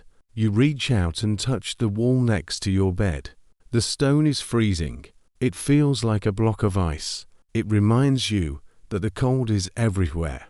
It is waiting just outside the circle of your blankets. You pull the quilt up over your nose, so only your eyes are showing. The wall smells of old sheep and the faint, sweet scent of the lavender that people sometimes put in their bedding to keep it fresh. In the room next to you, you can hear a low, rhythmic snoring. It is a comforting sound. It means that someone else has found a way to stay warm. In the distance, through the walls, you hear the muffled sound of a church bell. It is calling out the hour, telling the city that the night is halfway through. You count the rings. 4 o'clock, the deepest part of the night, when the frost is at its strongest. You think about your link torch, which you left in a bucket of sand by the front door. You think about the hot pearl you drank, and the way the gin made your belly feel like it held a small sun. All those things were just tools to help you get to this moment, the moment of rest. Your body feels heavy and tired, but your mind is still full of the images of the frozen Thames. You can still hear the groaning of the ice and the scraping of the horse's sled. To keep your head warm, you pull a woolen nightcap over your ears. It is a simple pointed hat that keeps the heat from escaping through the top of your head. It feels soft and cozy. You close your eyes, and the darkness of the room becomes the darkness of the river. You imagine the white fog swirling around the bed, but it cannot get in. The bed warmer has done its job, and the straw mattress is holding on to the last bits of the cold heat. You are the watchman, and even in your sleep, you are listening. You are listening for the change in the wind or the sound of the thaw. But for now, the river is solid, and the city is frozen in time. You let yourself drift, sinking deep into the feathers and the straw. The sub-zero winds are howling outside the window, but they are just a ghost story now. You have survived the first half of the night shift, and when you wake, the ice will be waiting for you. You take one last deep breath of the cold room air and fall into a heavy, dreamless sleep, wrapped in the history of a London that has turned to white. You wake up in the dark. The air in the small room, it's so cold it feels like a physical weight on your chest. You can see your breath in the dim light, a thick white cloud that lingers in the air for a long time. It is time to go back out. It is time to return to the river. But before you can face the sub-zero winds, you must prepare. In this time, staying warm is not about flicking a switch. It is about building a wall of cloth between yourself and the winter. You sit up and reach for your clothes. They are laying on a wooden chair next to the bed. They feel stiff and cold, almost like they have turned to wood overnight. You start with your base layers. You pull on a long shirt made of heavy linen. It is scratchy against your skin, but it is strong. Over that, you pull on a pair of thick woolen stockings that reach all the way up to your knees. Then, you put on another pair, and then a third. In the great frost, one layer is never enough. This is a simple historical fact about life in old London. Clothes were very, very expensive. Most people only owned 1 or 2 sets of clothing in their entire lives. When the weather turned freezing, people did not go out and buy a winter coat. Instead, they simply put on every single piece of clothing they owned, all at once. A person might be wearing 3 shirts, 2 waistcoats, and 2 pairs of trousers. By the time they were finished dressing, they looked much bigger than they really were. They moved slowly, like heavy bears, because their arms and legs were so thick with wool. You reach for your main coat. This is your micro-history detail for this part of the night. Your coat is made of frieze. Frieze is a very special kind of woolen cloth. It is thick and heavy, and it has a rough, bumpy surface on one side. This bumpy surface is called the nap. The makers of the cloth would use little wire brushes to pull the fibers of the wool up, making it look fuzzy. This fuzzy layer acts like a trap for warm air. It also helps to keep the rain and the frost from soaking into the heart of the coat. The wool still has some of the natural oil from the sheep in it, so it smells a bit like a wet farm, but it is the best shield you have against the wind. You slide your arms into the sleeves. The coat is so heavy that it makes your shoulders ache for a moment. You button it all the way up to your chin. The wooden buttons are large and easy to hold even when your fingers are stiff. You wrap a long woolen belt around your waist and tie it tight. This keeps the wind from blowing up under the hem of the coat. You feel solid. You feel protected. Next, you reach for your hat. This is not a thin, stylish hat. It is a thrummed cap.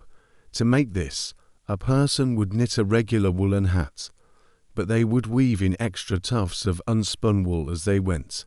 These tufts, or thrums, hang down like little pieces of shaggy hair. When you put it on, it looks like you have a small, furry animal sitting on your head, but the warmth is incredible. It covers your ears and the back of your neck. It holds the heat of your head inside, where it belongs. Take a moment of silence to feel the weight of these clothes. The room is silent. You can hear the blood pumping in your ears, because the hat is so thick. You feel the weight of the frieze coat pressing down on your shoulders. You feel the scratchy wool against your neck. You are a different shape now. You are no longer just a man. You are a walking mountain of wool and linen. This weight is a comfort. It tells you that you are ready. You are prepared to walk back into the grey fog and the biting wind. You find your gloves. They are made of thick leather on the outside and lined with rabbit fur on the inside. You pull them on and flex your fingers. They feel a bit clumsy, but they are warm.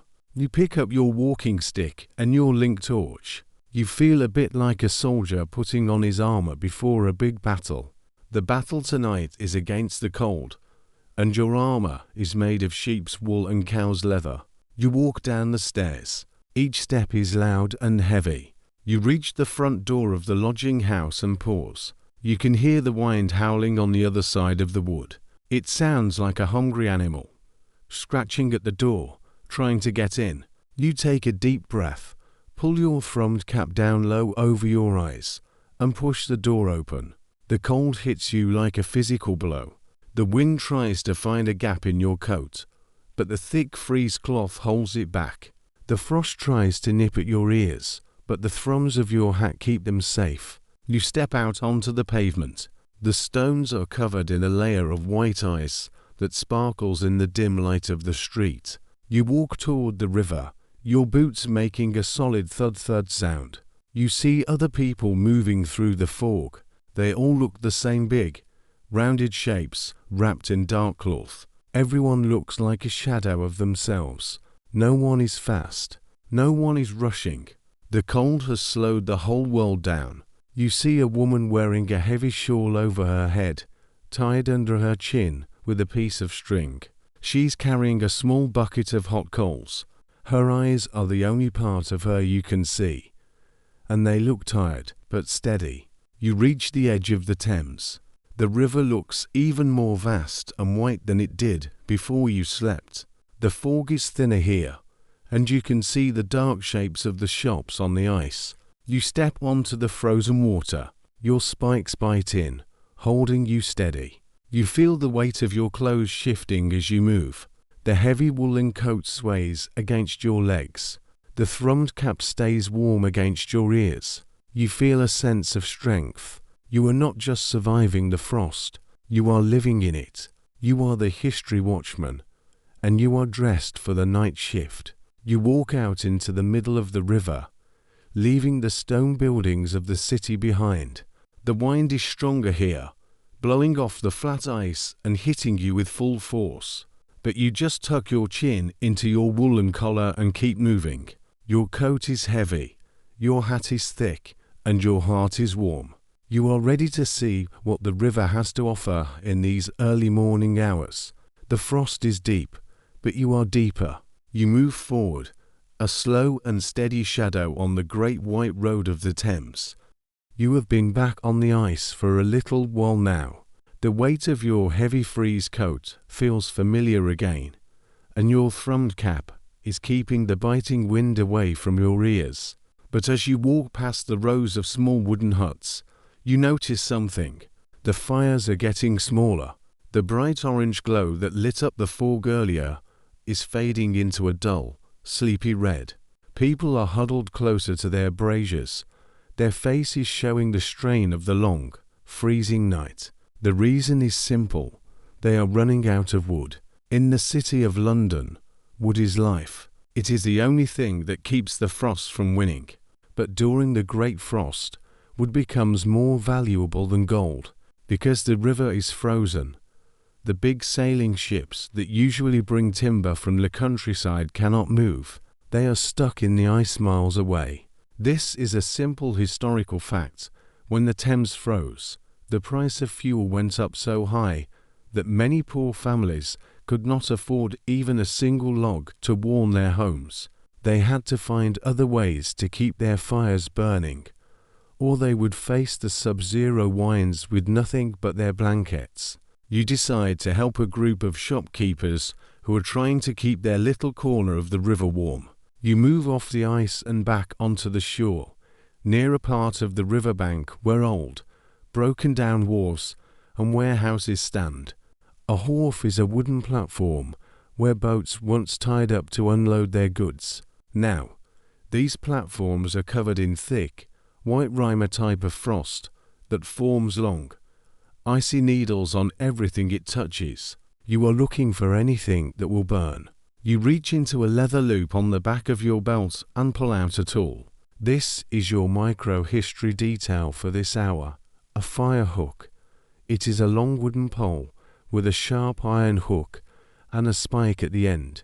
Usually, people use these hooks to pull down burning thatch from roofs to stop a fire from spreading. But tonight, you are using it to find fuel. You use the hook to reach up into the rafters of an old, abandoned shed. You pull hard, and with a loud crack, a piece of dry, grey timber comes tumbling down into the snow. You spend the next hour working in the dark. You use your fire hook to pull apart old wooden crates that have been left to rot. You find a broken fence and pull the pickets loose. You even find some old, dried-out branches that have fallen from the few trees that grow near the water. Each piece of wood you find feels like a treasure. You pile them up on a small sled made of two flat boards tied together with rope. Take a moment of silence to watch the frost on a single branch. You pick up a piece of oak have just pulled from the ground.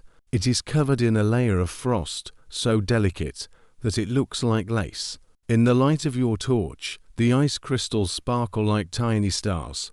You hold your breath, and for a second, everything is perfectly still. You can see the tiny patterns of the frost before the heat from your glove melts them into a single drop of water.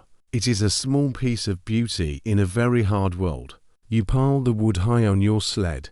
It is not much, but it will keep the fires going for a few more hours. You grab the rope and begin to pull the sled back onto the ice. It is heavy, and the runners groan as they slide over the bumpy stones. Your muscles ache, and you can feel the sweat starting to form under your many layers of wool. This is a dangerous thing. If you sweat too much and then stop moving, the moisture will turn cold and make you shiver. You have to move at a steady, slow pace, keeping your heart beating but not pushing too hard. As you reach the first hut on the ice, you see a man standing outside. He's rubbing his hands together, his face pale in the moonlight.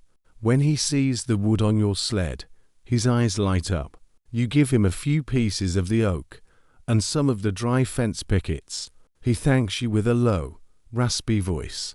He takes the wood inside and puts it on his small iron stove. Soon, you see a fresh plume of thick, white smoke rising from the hole in his roof.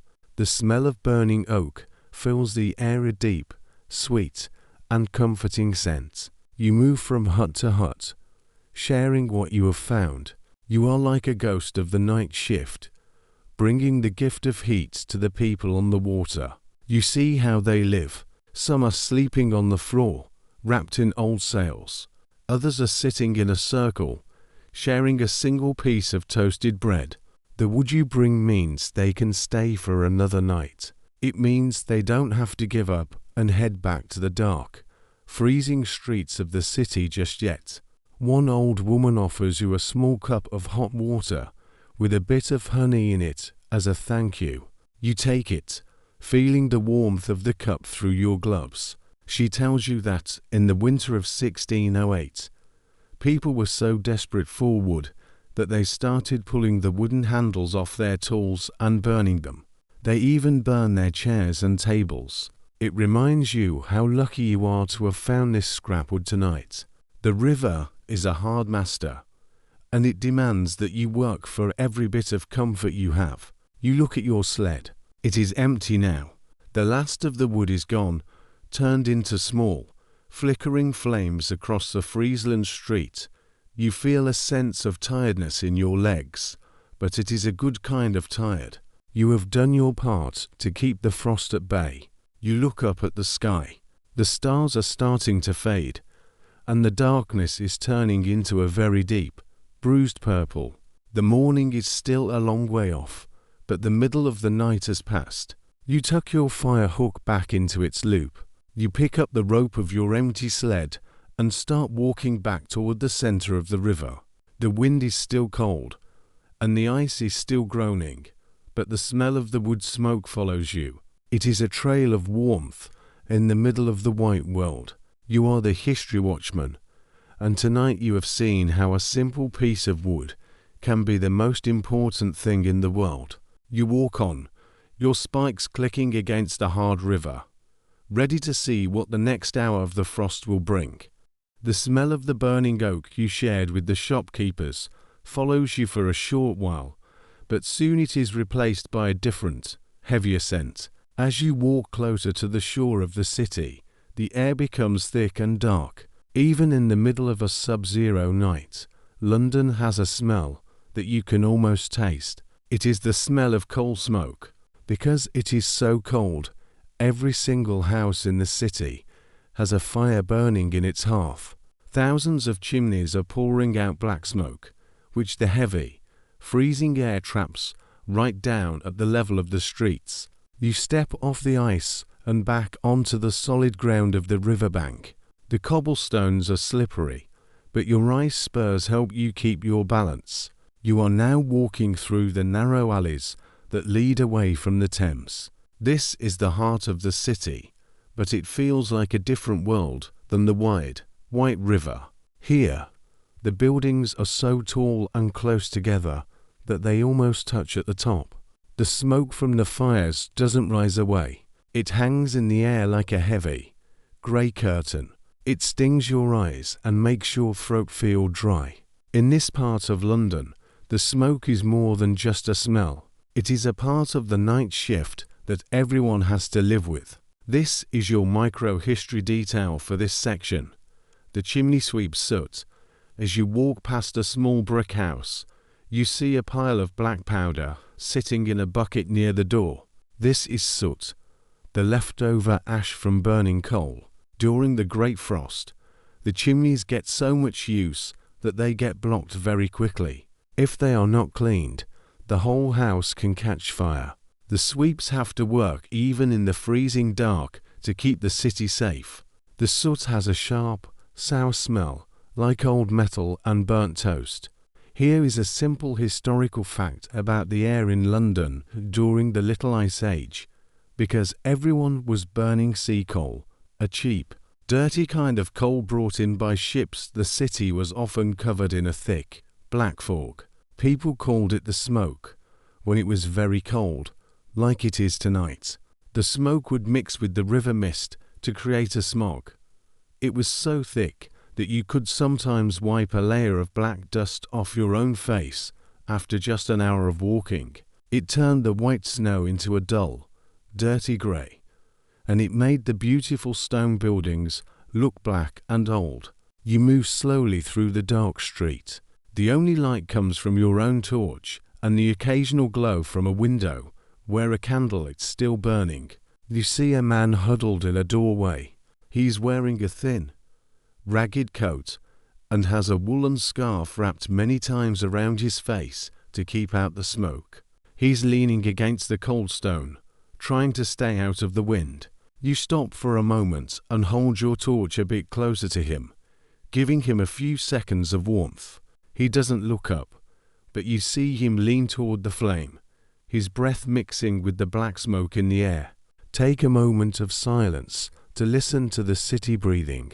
The city is not quiet like the river was. Even at this hour, you can hear the low rumble of the fires burning in the houses. You can hear the distant bark of a dog and the sound of a wooden shutter banging against a wall in the wind. But the smoke muffles everything. It makes the world feel crowded and tight. You feel a sudden longing for the open space of the Thames. Out there, the air is cold, but it is clean. Here, it feels like the city is choking on its own need for heat. You walk past a tallow chandler's shop. A tallow chandler is a person who makes candles out of animal fat. The smell of the melting fat mixes with the coal smoke, creating a thick, greasy scent that clings to your frieze coat. You see the worker inside through a small, frosty window. He is dipping long strings of cotton into a vat of liquid fat, over and over again, to build up the thickness of the candles. He's working through the night, because the city needs light just as much as it needs heat. The soot under your feet makes a strange sound. It is not the sharp crunch of the snow or the clack of the ice. It is a soft, muffled sound, like walking on dry sand. You look down and see that the white frost on the cobblestones is covered in a layer of black dust. It looks like the world has been painted in shades of grey and charcoal. You realize that this is the price the city pays to stay alive during the sub-zero winds. To stay warm, they must burn the coal, and to burn the coal, they must live in the smoke. You reach the end of the alley and see the river again. The transition is sudden. One moment you are in the tight, smoky throat of the city, and the next, the world opens up into the vast, white plain of the Thames.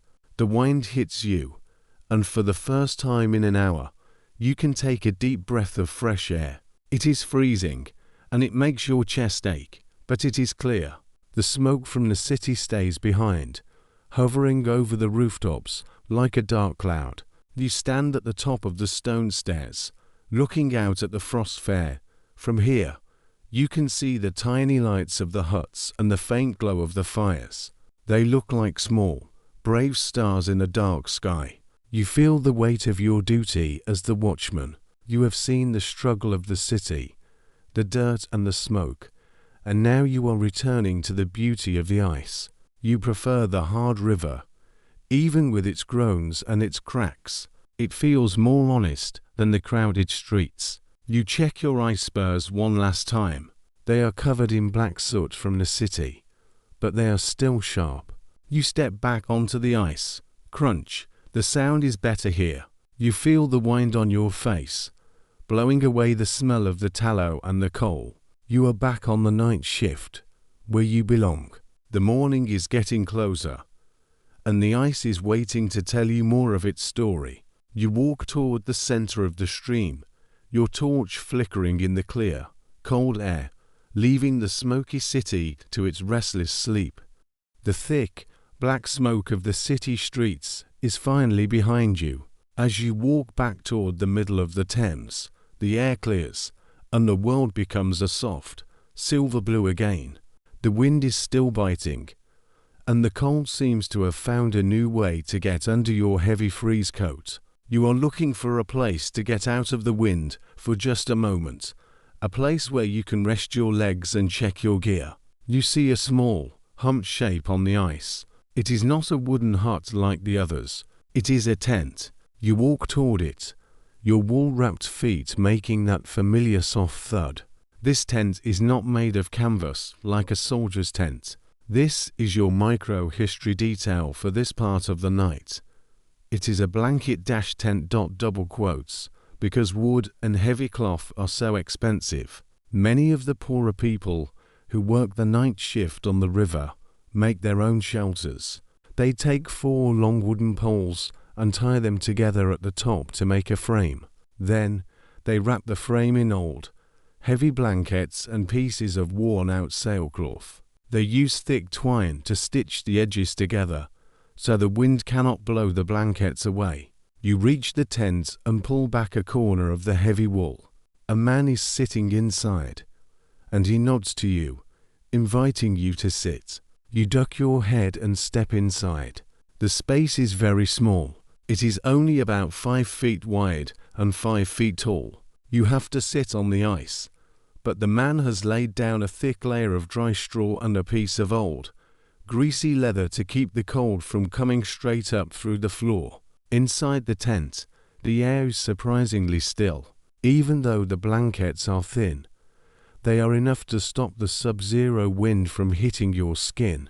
The man has a very small brazier in the center. It is just an old iron pot filled with a few glowing coals. There is no big flame, just a soft, red light that makes the inside of the tent look warm and cozy. The smell in here is a mix of old wool, dry straw, and the faint, sweet scent of the pipe tobacco the man is smoking. Take a moment of silence to feel the change in the air. The sound of the wind outside becomes a distant hum. It is like being inside a small, soft bubble. You can hear the blankets flapping gently against the wooden poles. Flap, flap, flap, flap. It is a rhythmic, peaceful sound. You lean back against one of the poles, feeling the strength of the wood. You realize how much energy you have been using just to fight the wind.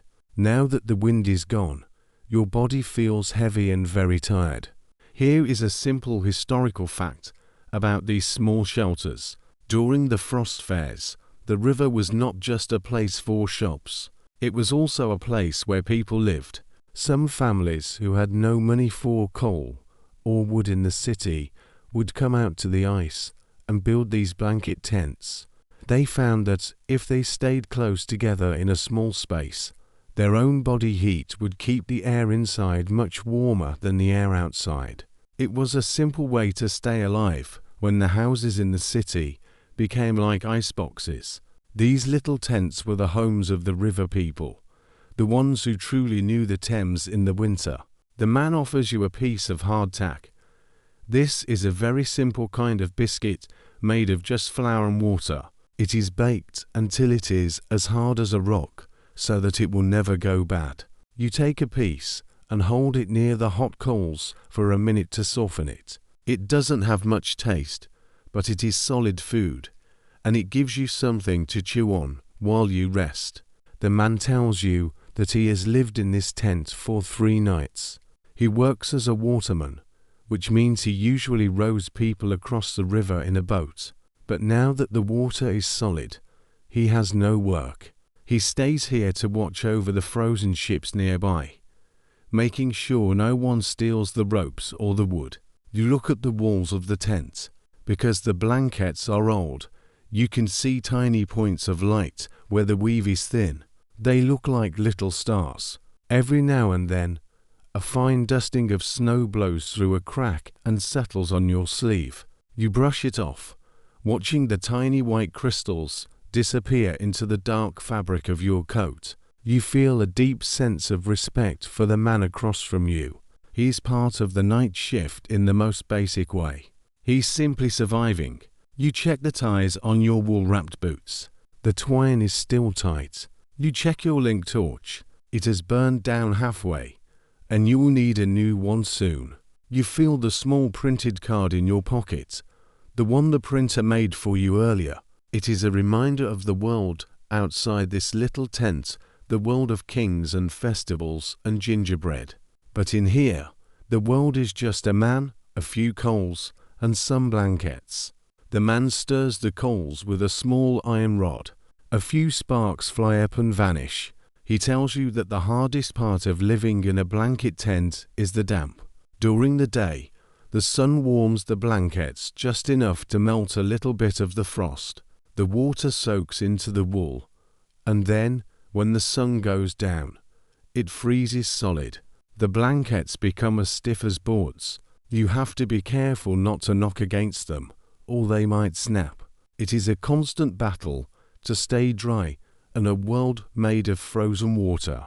You stay for a little longer, enjoying the silence. You think about how strange it is that a few pieces of wool can make such a big difference. Without this tent, you would be fighting the sub-zero winds. Inside it, you are almost warm. It shows that in the great frost, the simplest things are often the most important. A blanket, a bit of straw, and a friendly nod from a stranger are what keep the city going. The time comes to move on. You cannot stay in the warmth forever. You have your watch to finish. You thank the man for the shelter and the hardtack. You reach into your pocket and give him a small copper coin for his coals. He nods again, a slow and tired movement. You push aside the heavy blanket and step back out into the night. The cold hits you like a physical weight. After the stillness of the tent, the wind feels even stronger than before. It tries to push you back, but you lean into it. Your link torch flares up as the air hits it, the orange flame dancing wildly. You look back at the tent. It looks so small and lonely on the vast, white river. It looks like a little dark hill, a field of snow. You turn away and start walking, your spikes clicking on the ice. The memory of the still air and the glowing coals staying with you as you head back into the heart of the frost. The night is moving toward its end, but the Thames still has many secrets to share before the sun rises. The quiet of the blanket tent is soon replaced by a sound that seems impossible in the middle of a frozen river. It is the sound of a fiddle, a small wooden violin. The music is fast and bright, with a rhythm that makes your feet want to move even in the heavy cold. You walk toward the sound, and the fog clears just enough to show you a wide, flat space of ice. A large circle of lanterns has been set up, and in the middle, people are dancing. This is not the slow, fancy dancing you might see in a palace. This is a country dance, where everyone joins in. Men in thick coats and women in heavy woolen skirts are holding hands and spinning in circles. They are moving so fast that their breath creates a single, giant cloud of white steam above their heads. The music is coming from a man sitting on a wooden beer barrel. He's wearing a coat made of patchwork fur, and he's playing the fiddle with gloves that have the fingers cut off. Even though it is well below freezing, these people look warm. Their faces are bright red, and they are laughing as they spin. Dancing on the ice is a very old tradition in the frost fairs. This is a simple historical fact. People believed that the best way to fight the winter blues was to keep moving. If you sit still, the cold gets into your bones. If you dance, your blood stays hot. Some people would dance for hours until the sun came up, just to stay alive. As you watch, you notice a specific movement they are doing. This is your micro-history detail for tonight. They are doing a dance called the Thames Slide. Because the ice is so slippery, the dancers don't lift their feet very high. Instead, they slide their boots across the surface in a long, graceful curve. When the music gets faster, they lock arms and spin, using the slickness of the ice to turn much faster than they ever could on solid ground. It looks like they are flying. You stand at the edge of the circle, resting your weight on your walking stick. Take a moment of silence to watch the dancers move. The sound of the fiddle is sharp and clear because the air is so cold, and there are no leaves on trees or soft grass to soak up the sound. The music travels a long way. It bounces off the frozen hulls of the ships and the stone walls of the bridge. It feels like the whole river is vibrating with the tune. You watch a young woman in a green woolen cloak. She's laughing so hard she has to lean on her partner. For a moment, you forget that there is 20 feet of freezing water right beneath their feet. The ice under the dancers has been worn down. The frost has been scraped away by hundreds of boots, leaving a patch of ice that is dark and clear like a window. You can see the reflection of the lanterns in the floor. It looks like there is another party happening deep inside the river, with golden lights dancing in the dark water. The music changes to a slower tune, and the dancers slow down, catching their breath. They stay in their circle, their shoulders touching for warmth. You feel a sense of wonder at how much joy can be found in such a hard place. The night shift is not just about work and survival. It is also about finding a way to be happy. These people have very little. They have no wood for their fires and no warm houses. But they have a fiddle and they have the ice. They have turned a disaster into a ball. It shows the strength of the people who live by the river. They do not let the frost break them. The fiddle player stops for a moment to rub his hands. He takes a small bottle from his pocket and takes a quick drink before starting a new, even faster song.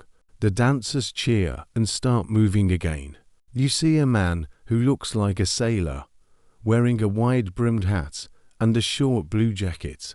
He is doing a solo dance, clicking his heels together in the air.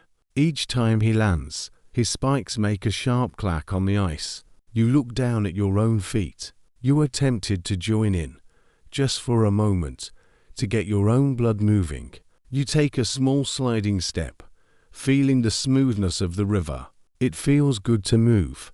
The weight of your frieze coat doesn't feel so heavy when you are in rhythm with the music. But you remember your duty. You are the watchman. You must keep moving, watching the edges of the crowd and the state of the ice. You notice that the ice around the dancing area is starting to grow a little bit of frost flower. These are tiny, delicate crystals that look like white blossoms growing straight out of the ice. They only form when the air is very still and very cold. They are beautiful, but they are also very fragile. As the dancers move, they crush the frost flowers into white powder. It is a reminder that everything on the river is temporary. The music, the dancing, and the ice itself will all be gone when the warmth returns. The wind picks up a little, blowing a stray ribbon from a woman's hat across the ice. The ribbon is a bright red, the only bit of color in the gray and white world.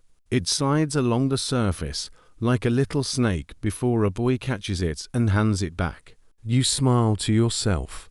The river is a strange and wonderful place tonight. It is a ballroom made of glass, lit by tallow candles and fueled by the courage of the city. You decide it is time to leave the party behind. You have more of the river to see before the first light of dawn.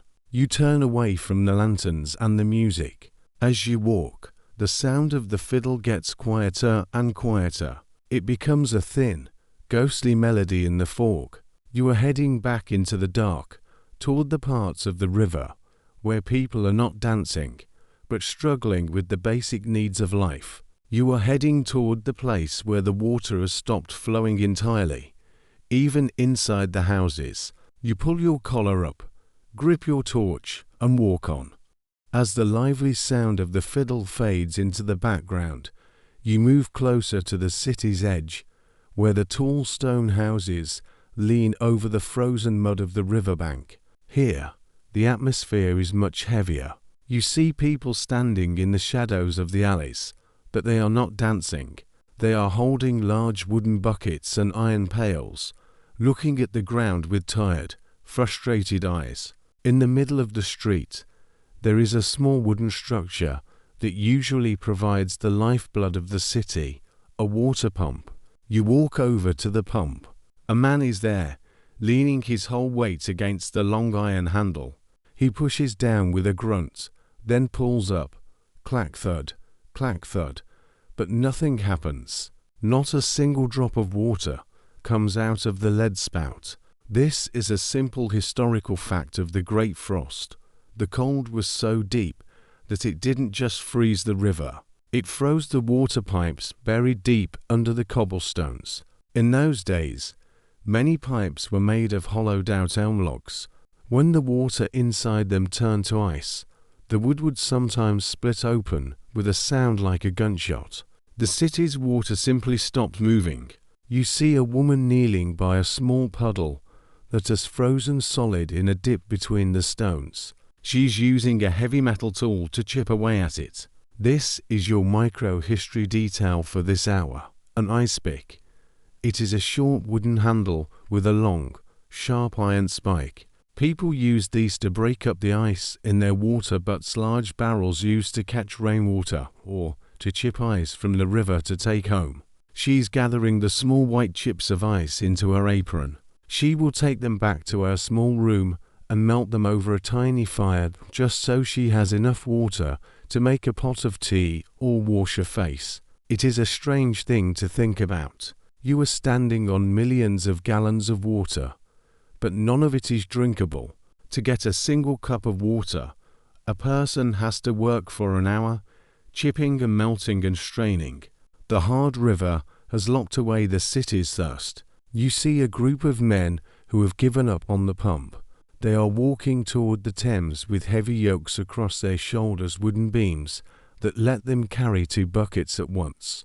They are heading to a tide hole, a place where the ice has been broken open so people can dip their buckets into the dark, flowing water below. Take a moment of silence to hear the scrape of the metal on the stone. The sound of the ice picks is everywhere. Chink, chink, chink.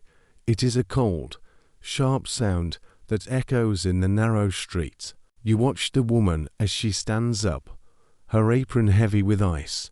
Her hands are bright red and shaking from the cold. You reach out and hold your torch near her for a moment. The orange light makes the ice in her apron sparkle like diamonds. She gives you a small, weary nod. In this sub-zero wind, every small act of warmth is a conversation. You follow the men with the buckets back toward the river. You have to be careful here, because the tide holes are very dangerous. If the ice is slippery, a person could easily slide right into the hole and be swept away by the dark current under the frozen roof. As the watchman, you stand near the edge of the hole, holding your link torch high so the men can see where they are stepping. The water inside the hole looks black and thick, like oil. Small pieces of white ice float on the surface, spinning in the slow current. One of the men lowers his bucket into the hole. You hear the splash, a sound that feels out of place in this silent, frozen world. When he pulls the bucket up, the water is so cold that it starts to grow a thin skin of ice before he even reaches the shore. He has to walk very slowly so the water doesn't splash onto his boots. If his boots get wet, they will freeze solid in minutes, and he might lose his toes to the frost. You think about the cleverness of the people in the night shift. They have found a way to get what they need. Even when the world tries to stop them, they don't complain. They just pick up their tools and head into the dark. You see a young boy carrying a small jug. He's waiting his turn at the edge of the hole. He looks small and fragile against the giant, white river, but his face is set in a look of quiet determination. You move your light to show him a safe path away from the thin ice at the edge. The wind picks up, blowing a fine mist of snow into the water hole. The snow vanishes instantly into the blackness. You feel a shiver go down your spine. The river is a beautiful place tonight, but it is also a place that can take your life if you are not careful. The hard river is a wall that keeps you safe, but the holes remind you that the wild water is still there, waiting. You watch the last of the water carriers move back toward the city. Their lanterns bob in the dark like little fireflies. They are taking the river back to their homes, piece by piece, bucket by bucket. You stay by the hole for a few more minutes, making sure no one else is coming. You take a piece of wood and lay it across the opening as a warning to anyone walking in the dark. It is a small thing, but it is part of your watch. Your boots feel heavy as you step away from the shore again.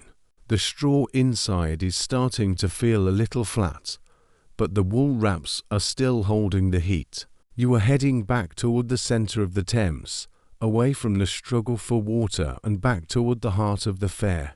You want to see the lights again. You want to see the candles in the window that show where the life of the river is strongest. You turn your back to the city, follow the line of the black water in the distance, and walk on into the freezing fog. The night is long, but the people of the river are longer lived than the frost. The dark, dangerous water of the tide hole stays behind you as you walk back into the heart of the frozen Thames. The fog has thinned out just a little bit, and the air feels very still. In this quiet moment, you look toward the shoreline and the rows of huts on the ice. You see something that makes the river feel less like a frozen desert and more like a real village. You see the tiny, golden glows of candles in the windows. In this time, there are no big street lamps or glowing signs. Most of the light on the river comes from these small, flickering flames. Each hut has at least one candle sitting on a wooden ledge or a small shelf near the door. This is your micro-history detail for tonight. The tallow dip.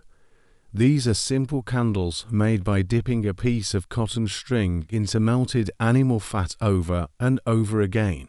They are not white and pretty like the candles we have today. They are a dull, creamy yellow, and they have a slightly salty, meaty smell when they burn. They flicker a lot and give off a little bit of black smoke, but they are the heart of the night. You walk past a hut where a candle is burning behind a small pane of horn, because glass is very expensive and breaks easily on the moving ice. Many people use thin sheets of cow horn for their windows. The horn is scraped until it is so thin that light can pass through it. It makes the candlelight look soft and warm, like a golden honey glow. It doesn't let you see clearly outside, but it keeps the wind out while letting the light guide the way for people like you. Here is a simple historical fact about the lights of the Frost Fair. In the winter of 1814, which was the last great Frost Fair, the river was lit up so brightly that people said you could see the glow from miles away. They didn't just use candles. They used oil lamps made of glass jars filled with whale oil. These lamps were hung on long poles to mark the streets on the ice. They called the main path City Road. Seeing these lights in the middle of a dark, sub-zero night was a sign of hope. It meant that even in the deepest freeze, the city was still awake and still fighting. You stop in front of a small tent. A single candle is sitting in a tin lantern with holes punched in the sides. The light creates beautiful patterns on the white frost of the ice, looking like a map of the stars. Take a moment of silence to watch the flame dance. The flame is very small, but it is very brave. It moves back and forth as the cold air finds its way through the cracks, but it does not go out. You watch the wax, the tallow melt and run down the side of the candle in a slow, heavy drip. It looks like a tiny frozen waterfall. You feel a sense of peace. In the middle of the giant, dark river, these little lights are like a promise. They say that the morning is coming and that the people inside the huts are safe and warm. You look at the houses on the shore. They, too, have candles in their windows. In London, people often leave a light in the window during the great frost to help travellers find their way. The streets are so dark and the fog is so thick that it is easy to walk into a wall or fall into a cellar. A candle in a window is a signal of kindness It is a way of saying, here is a place where people are. As the watchman, you move from light to light. They are like stepping stones across the dark water. You notice that some of the candles are getting very low. They are guttering, which means the flame is swimming in a pool of melted fat and is about to vanish. You reach into your pocket and find a small box of matches. In these times, a match is just a thin splinter of wood tipped with sulfur. You use the flame from your own link torch to light a fresh candle for a shopkeeper who has fallen asleep in his chair. The new light flares up, bright and strong, and you feel a small sense of satisfaction. The smell of the tallow is everywhere. It is a heavy, greasy smell that reminds you of the kitchens in the city. It is not a beautiful smell, but it is a working smell. It tells you that people are busy. They are sewing, they are counting their coins, or they are just sitting and talking to stay awake. The candlelight makes their shadows look giant on the walls of the tents, moving like ghosts in the yellow glow. You walk toward a part of the river where the lights are grouped closely together. This is where the main square of the fair is located. There are dozens of candles here, and the light reflects off the ice, making the ground look like it is made of gold. You feel the warmth of the collective light on your face. It is not as hot as a fire, but it feels softer. It takes away the stinging feeling that the dark air often has. You check your own torch. It is nearly gone now, just a small stump of smoking rope. You decide to use the last of its flame to light a lantern that has been blown out by the wind. Once the lantern is bright again, you drop your spent torch into a bucket of slush. The fire goes out with a soft hiss. For a moment, you are standing in the dark, but then the candlelight around you takes over. Your eyes adjust, and the world becomes a place of soft shadows and golden corners. You look up at the sky. The clouds are very low and heavy, and they are catching the yellow light from the river.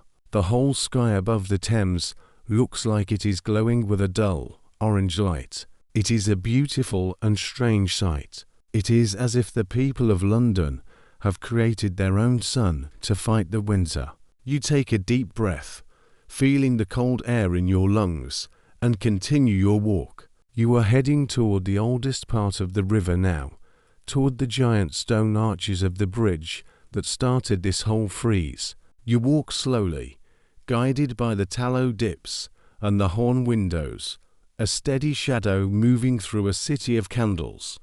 The soft, golden glow of the candles and the sweet smell of the tallow fade away as you walk toward the greatest shadow on the river. It stands before you like a giant wall of black stone, cutting the sky in half. This is the old London Bridge. In the summer, this bridge is a busy, noisy place where horses clatter and people shout. But tonight, in the heart of the great frost, it looks like a mountain of ice and rock that has been there since the beginning of the world. You walk slowly toward one of the massive arches. The bridge is not like the smooth, thin bridges we see today. It is a huge, heavy thing made of dark stone. In this time, the bridge is so wide that it has houses and shops built right on top of it. People are sleeping in beds 50 feet above your head, while you stand on the frozen river below. You can see a few tiny lights from their windows high up in the dark, looking like stars caught in the stone. As you get closer, you see the starlings. This is your micro-history detail for this part of your watch. The starlings are the giant, boat-shaped foundations that hold up the bridge. They are made of thick wooden poles driven deep into the riverbed and filled with heavy stones. Because the river is so powerful, the builders made the starlings very wide to protect the bridge. But because they are so wide, they leave only very narrow gaps for the water to flow through. During the freeze, these starlings act like a giant cage, catching every piece of ice that floats down from the countryside. Here is a simple historical fact that explains why the Thames freezes so well here. Because the old London Bridge had 20 of these narrow arches. It worked like a dam. It slowed the water down until it was almost still. When water stops moving, it turns to ice much faster. Without this bridge and its wide stone feet, the Thames might never have frozen hard enough for a fair at all. The bridge created the ice, and the ice created the fair. You step into the shadow of the arch. The air here is even colder than it was on the open river. It is a damp, heavy cold that feels like it is coming out of the stones themselves. You lift your torch, and the light reflects off the walls of the tunnel. The stone is covered in a thick layer of white frost that looks like fur. In some places, the water from the houses above has leaked down and frozen into long, sharp spikes. This is another micro-history detail: ice candles. That is what the people of London call these giant icicles. Some of them are as long as a man's arm and as thick as a tree branch. They hang from the ceiling of the arch like frozen spears. You have to be careful not to walk directly under them. If one were to break and fall, it would be as heavy as a piece of lead. You watch as your torchlight hits the tip of an ice candle. A single drop of water hangs there, frozen in time, reflecting the orange flame. Take a moment of silence to hear the sound of the bridge. The sound under the arch is different from anything else on the river. You can hear a low, muffled roar. It is the sound of the water that is still liquid, deep down below the ice. Because the bridge squeezes the river into such small gaps, the water has to move very fast to get through. You can feel the vibration of the rushing water through the soreness of your wool-wrapped boots. It sounds like a giant heart beating deep inside the earth. It is a reminder that the river is still a wild, living thing, even if it is wearing a coat of ice. You reach out and touch the stone of the bridge. It feels rough and wet. You can feel the marks left by the tools of the men who built it hundreds of years ago. These stones have seen many frosts and many fairs. They have stood here while kings were crowned, and while the great fire of London burned the city above. You feel very small standing next to them. You are just a shadow passing through, but the bridge is forever. The wind whistles through the arch, making a high, lonely sound. It picks up the dry snow from the ice and swirls it around the stone pillars. It looks like white ghosts dancing in the dark. You pull your frieze coat tighter. The weight of the wool is a comfort here in the deep shadow. You think about the night shift workers who must have stood here in years past, the guards who watched the bridge, and the sailors who tried to move their boats through these narrow gaps. You are part of a long line of people who have faced the Thames in the winter. You notice a small wooden door built into the side of the stone pier. It is locked with a heavy iron bolt that is covered in white rime frost. This door leads to a set of stairs that goes all the way up into the houses on the bridge. You imagine the people inside, huddled around their small coal fires, listening to the same groans of the ice that you are hearing. They probably feel safe in their stone rooms, but you know the truth. You know that the ice is pushing against the bridge with the weight of 1,000 ships. You walk through to the other side of the arch. As you step out from under the stone, the sky feels huge again. You look back at the bridge. From this side, it looks like a giant, dark, jagged line across the white river. The ice has piled up against the starlings in big, messy chunks, looking like white boulders. It shows the power of the tide. Even the hard river has to move when the ocean pulls at it. You feel a sense of relief to be back in the open air. The bridge is a wonder, but it is also a heavy, dark place. You like the way the moonlight reflects off the flat ice of the fair.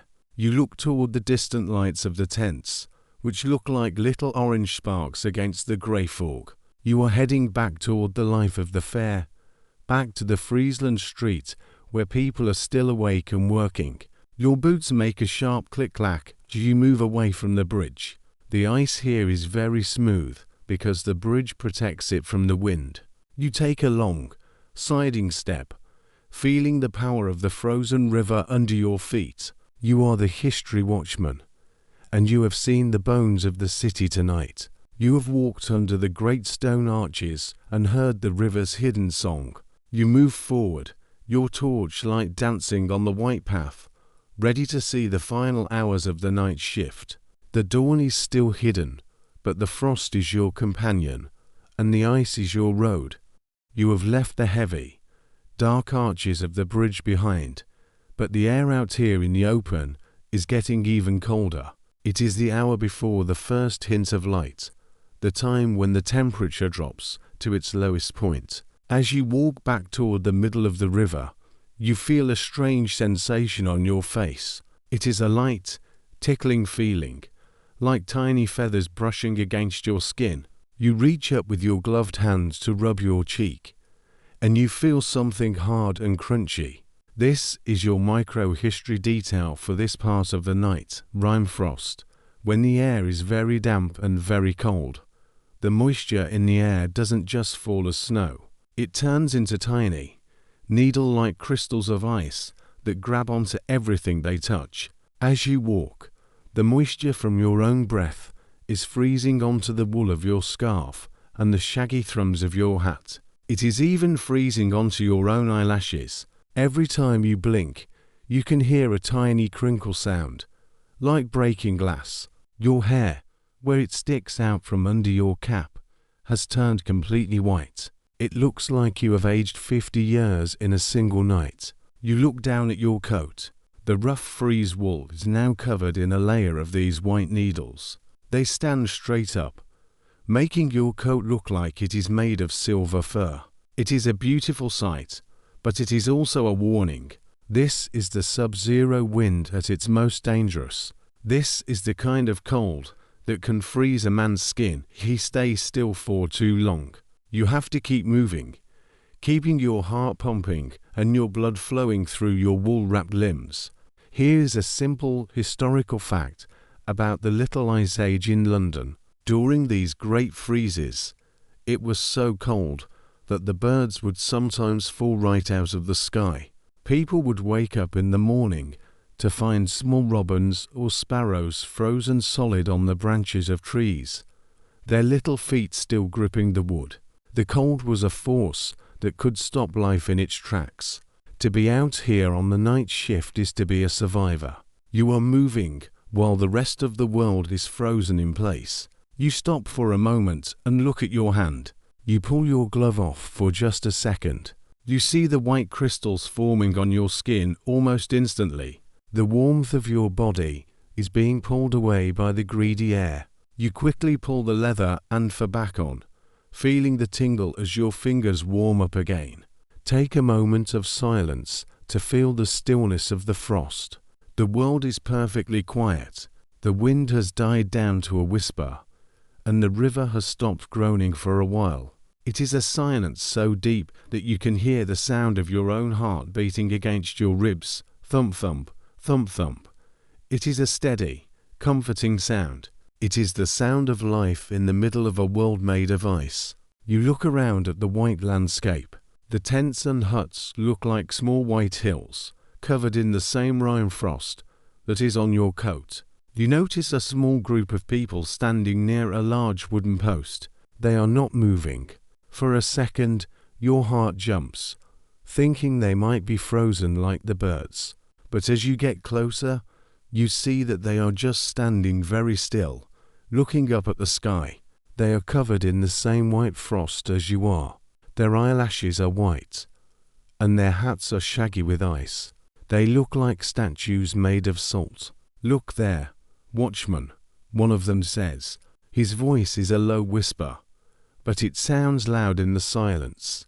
He points a frost-covered finger toward the north. You look up. The sky is a deep, dark purple, but there is something moving in the clouds. It is a soft, shifting light, like a curtain of pale green silk being blown by a gentle breeze. This is a very rare sight in London, but during the coldest winters, it sometimes happens. It is the Northern Lights. To the people of the 1700s, this was a sign of great magic and wonder. They didn't know about the science of the sun.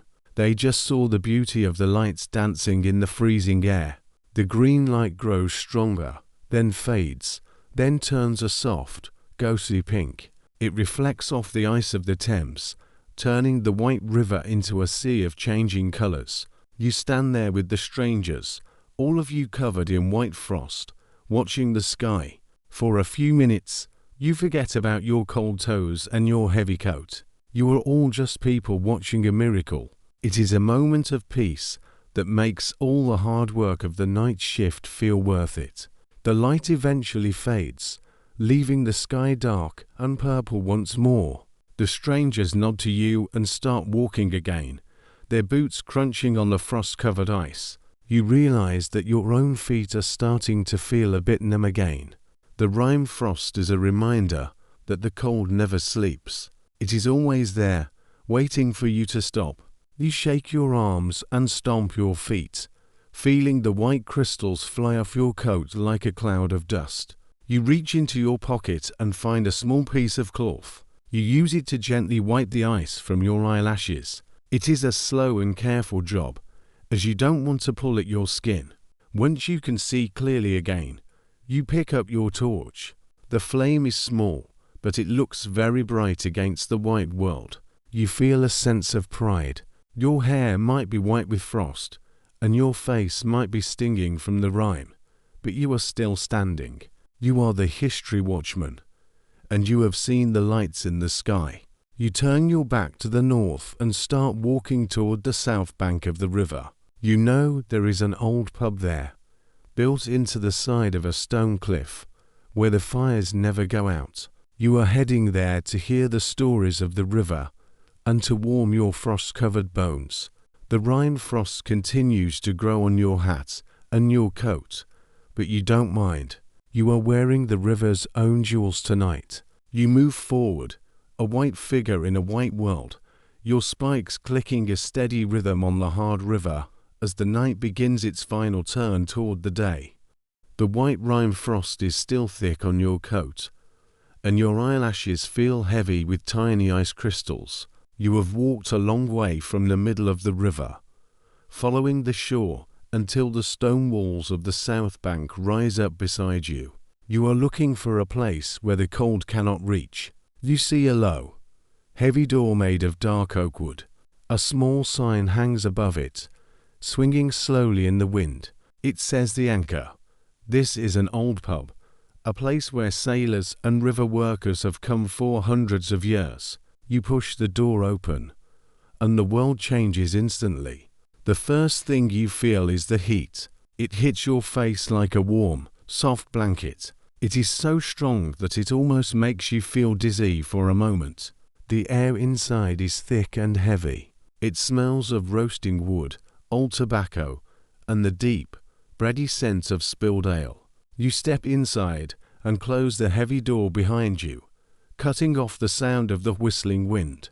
Suddenly, the world is quiet. The only sounds are the low murmur of voices and the steady pop and crackle of a massive fire. You walk toward the fireplace. It is a giant opening in the stone wall, as tall as a man and twice as wide. Great logs of oak and elm piled high inside, burning with a fierce, orange light. As you stand there, you hear a strange sound coming from your own body. It is a soft hiss and a steady drip, drip, drip. The heat is melting the rime frost on your frieze coat. The white needles are turning back into water, and the wool is starting to steam. You look like you are standing in a small cloud of your own making. The steam smells of wet sheep and wood smoke, a cozy and familiar smell that tells you that you are safe. You find a seat in a quiet corner. This is your micro-history detail for this hour. You are sitting on a settle. A settle is a very long wooden bench made of heavy pine. What makes it special is its back. The back of the bench is very high, reaching far above your head. In these old pubs, the settle was built this way for a very simple reason. Even with a big fire, the rooms were often drafty. The high back of the settle acts like a wall, catching the heat from the fire and keeping the cold winds from the door away from your neck. Sitting in a settle feels like sitting inside a wooden box made of warmth. You lean your head back against the wood. It is smooth and dark, polished by the backs of thousands of people who sat here before you. You feel the tension leaving your legs. Your feet, still wrapped in wool and straw, begin to tingle as the blood starts to move properly again. It is a bit of a painful feeling, like tiny pins being pushed into your skin, but it is a good pain. It means you are thawing out. Take a moment of silence to watch the glowing embers of the fire. The fire is a deep, pulsing red. You watch a single spark fly up the chimney, dancing in the hot air before it vanishes. Around you, the pub is dimly lit by a few candles and the light from the hearth. In the shadows, you see a group of old men sitting together. They are holding long, white pipes made of clay. These clays are very fragile, and once they get too dirty, the men just snap off the end of the stem to get a fresh, clean piece to put in their mouths. The smoke from their pipes drifts across the room in slow, blue curls. One of the men is speaking in a low, raspy voice. He is telling a story, and even though he is not speaking to you, his words drift over the high back of your settle. He's talking about the Great Frost of 1684. That was the year when the ice was so thick that they held a whole city on the water for 2 months. He tells a story about a man who tried to drive a carriage pulled by 6 horses all the way from one side of the river to the other.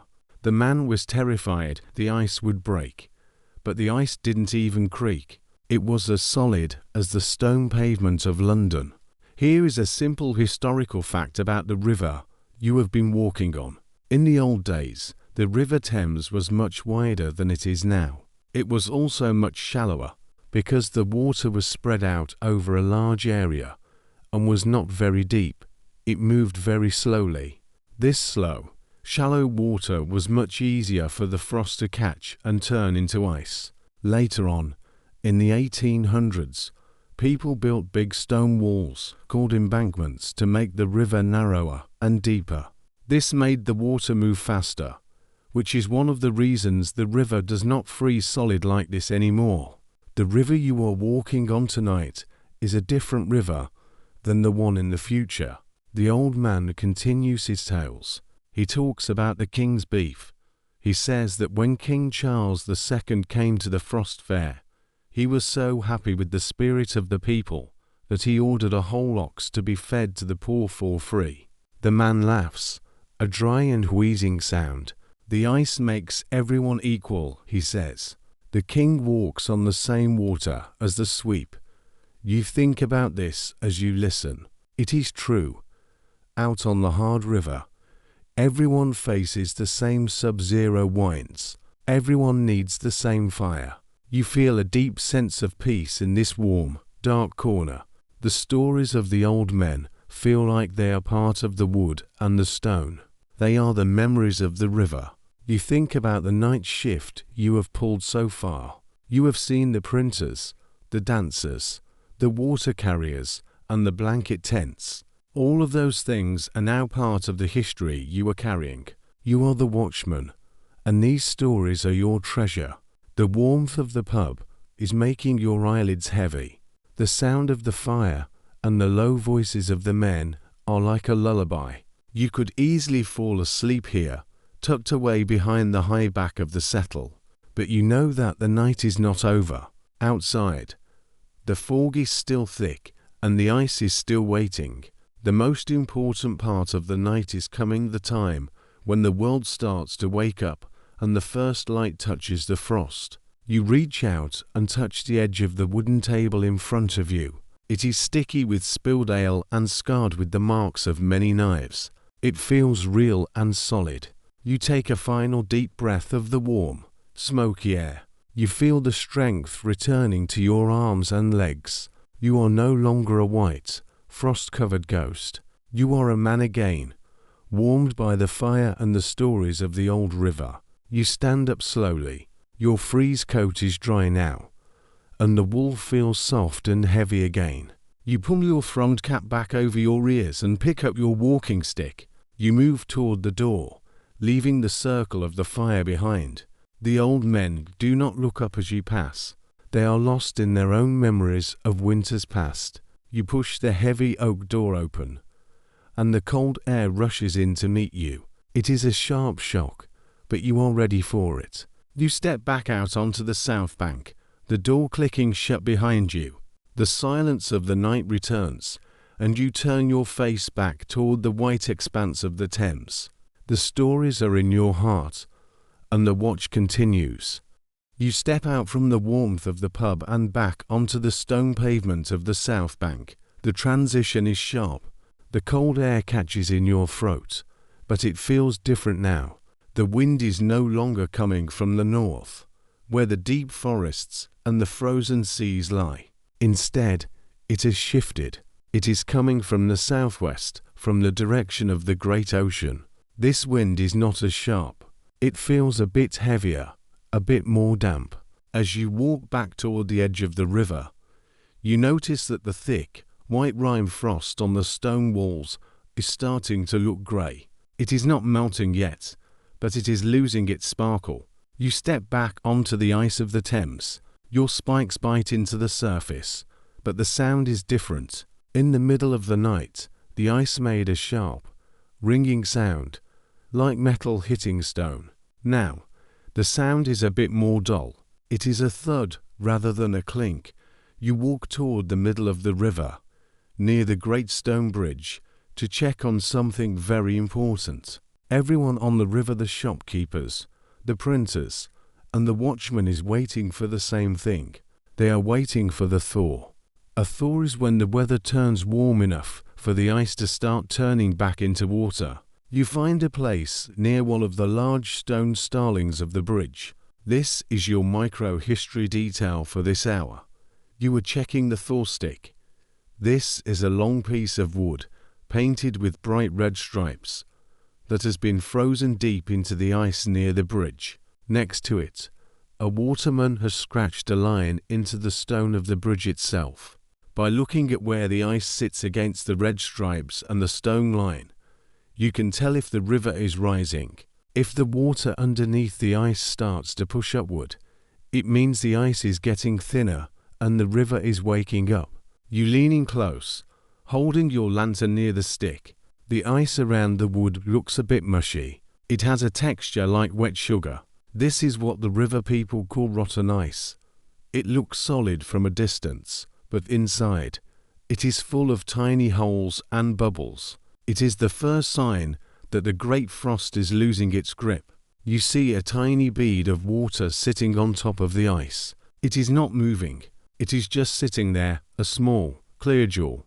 Take a moment of silence to listen for the sound of the change. In the deep silence, you hear it. It is a very small sound, almost too quiet to hear. Drip, drip, pause, drip. It is coming from the giant ice candles hanging from the bridge. For the first time in weeks, the tips of the icicles are beginning to melt. The water is falling onto the frozen river below. It is a lonely sound, but it is also a very big sound. It is the sound of the world starting to move again. It is the first heartbeat of the coming spring. Here is a simple historical fact about the end of the frost fairs. While the fairs were full of joy and fun, the end was often very dangerous. In the winter of 1789, the thaw happened so fast that the ice broke into giant chunks in just a few hours. These chunks were as big as houses, and they were pushed downstream by the rushing water. They smashed into the ships that were stuck in the river, crushing the wooden hulls like they were made of eggshells. The booths and shops on the ice were swept away, and some were found miles away, floating in the salty water near the sea. A thaw is not a gentle thing. It is a powerful and scary movement of nature. You walk away from the bridge and back toward the row of shops. You see a shopkeeper standing outside his hut. He is holding a piece of bread, but he is not eating it. He is looking up at the sky. The clouds are no longer dark and purple. They are a soft, heavy grey, and they look like they are full of rain. Rain is the enemy of the ice. A few hours of warm rain can do more to break the river than a week of sun. The man looks at you and points to his roof. You see a small stream of water running off the edge of the blanket roof. She's going, the man says. He sounds a bit sad, but also relieved. You understand how he feels. The Frost Fair is a magical place, a city made of glass and fire. But it is also a place of great hard work and danger. Living on the ice is a constant battle. The people are tired of the sub-zero winds. They are tired of their water pipes being frozen and their wood being so expensive. They are ready to see the boats moving on the water again.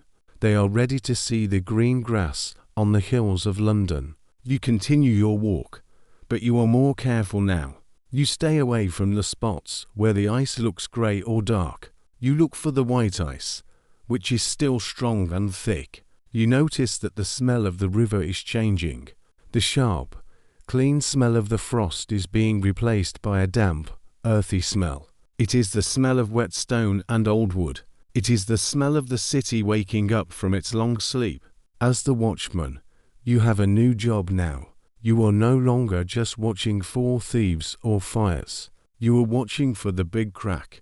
You are looking for any sign that the main floor of the river is about to move. You see a dog running across the ice, its paws making a splashing sound in a shallow pool of meltwater. You whistle to it, calling it back to the shore. It is no longer safe for small things to be out here alone. You think about the Thor stick and the red stripes. You know that by the time the sun is high in the sky, the ice will have risen another inch. The water from the countryside is starting to flow down, pushed by the melting snow in the fields. All that water is gathering under the ice, pressing upward, waiting for the moment when the hard river can no longer hold it back. It is a battle of strength. On one side is the heavy, cold ice, and on the other is the moving, living water. You feel a sense of tiredness in your own bones. You have been awake for many hours, walking the night shift through the deepest part of the winter. You have seen the river at its strongest, and now you are seeing it at its weakest. It is a strange thing to be there for both. You feel like you have a secret bond with the Thames. You have heard its groans, you have smelled its smoke, and you have felt its cold heart. The wind brushes against your face. It is soft and damp. It doesn't sting anymore. You pull your thrummed cap back a little, letting the air hit your forehead. You can feel the moisture in the wind. It feels like a promise. The great frost is not over yet. The ice is still many inches thick, but the end is in sight. The waiting for the thaw is almost over. You turn your lantern down a little to save the oil. The world is getting a bit brighter, not from the sun, but from the changing sky. You can see the shapes of the houses on the shore more clearly. You see a plume of smoke from a chimney, and it doesn't hang low over the rooftops like it did before. It rises up and disappears into the grey clouds. The air is moving. The city is breathing again. You walk toward a small group of watermen who are gathered near a ramp. They are talking in low voices, planning how they will move the frozen boats once the ice breaks. They have their ropes and their heavy iron bars ready. They are the experts of the river, and they know that the next few days will be the hardest work of the year. You give them a nod as you pass. You are all part of the same story. You find a quiet spot to stand, away from the shops and the workers. You look out over the vast, white expanse of the river. It looks the same as it did at midnight, but you know it is different. The rotten ice is growing. The ice candles are dripping. The thaw is coming. You feel a sense of pride in the people of London. They have survived the sub-zero winds. They have lived and played and worked on a river made of glass.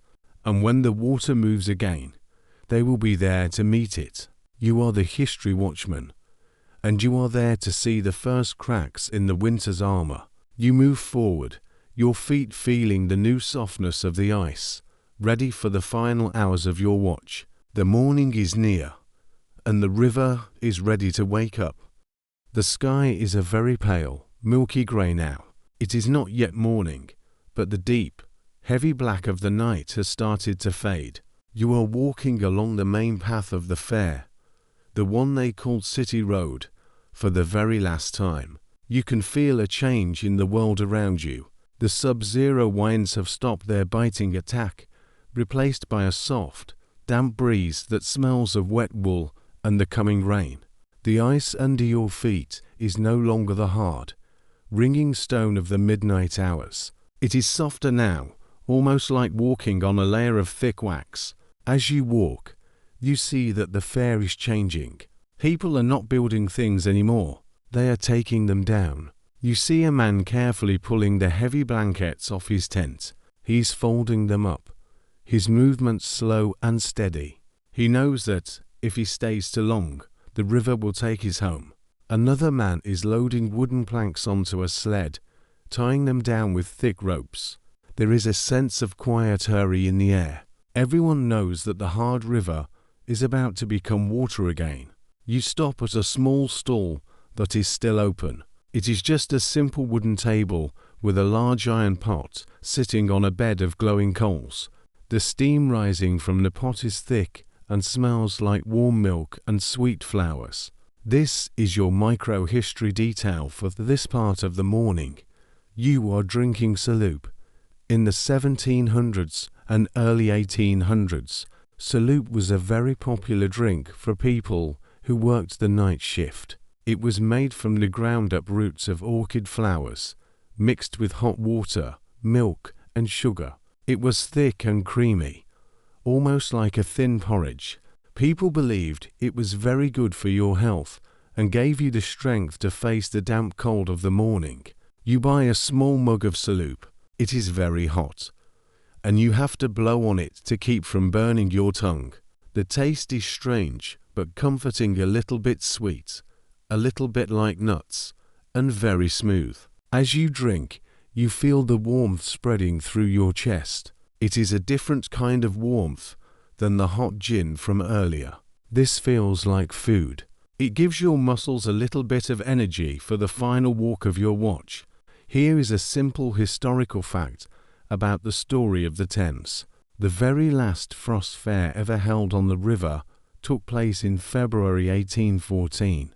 For hundreds of years, the river had frozen often, but after 1814, it never happened quite like this again. Part of the reason was that the climate began to get a little bit warmer, but the biggest reason was that they pulled down the old London Bridge with its narrow arches and built a new one. The new bridge let the water flow fast and free. The river became too strong for the frost to catch. This means that as you walk tonight, you are walking through one of the last great moments of this history. You are seeing a world that will soon vanish forever.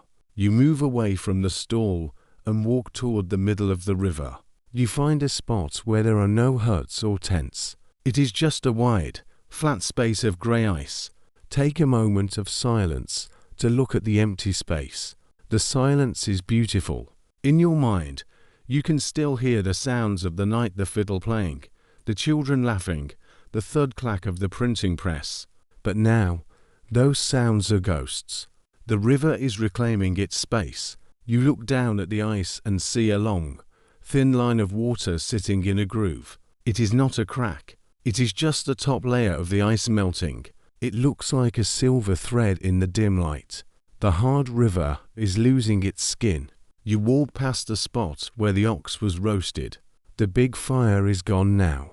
All that is left is a large, dark circle of cold ash and a few charred pieces of wood.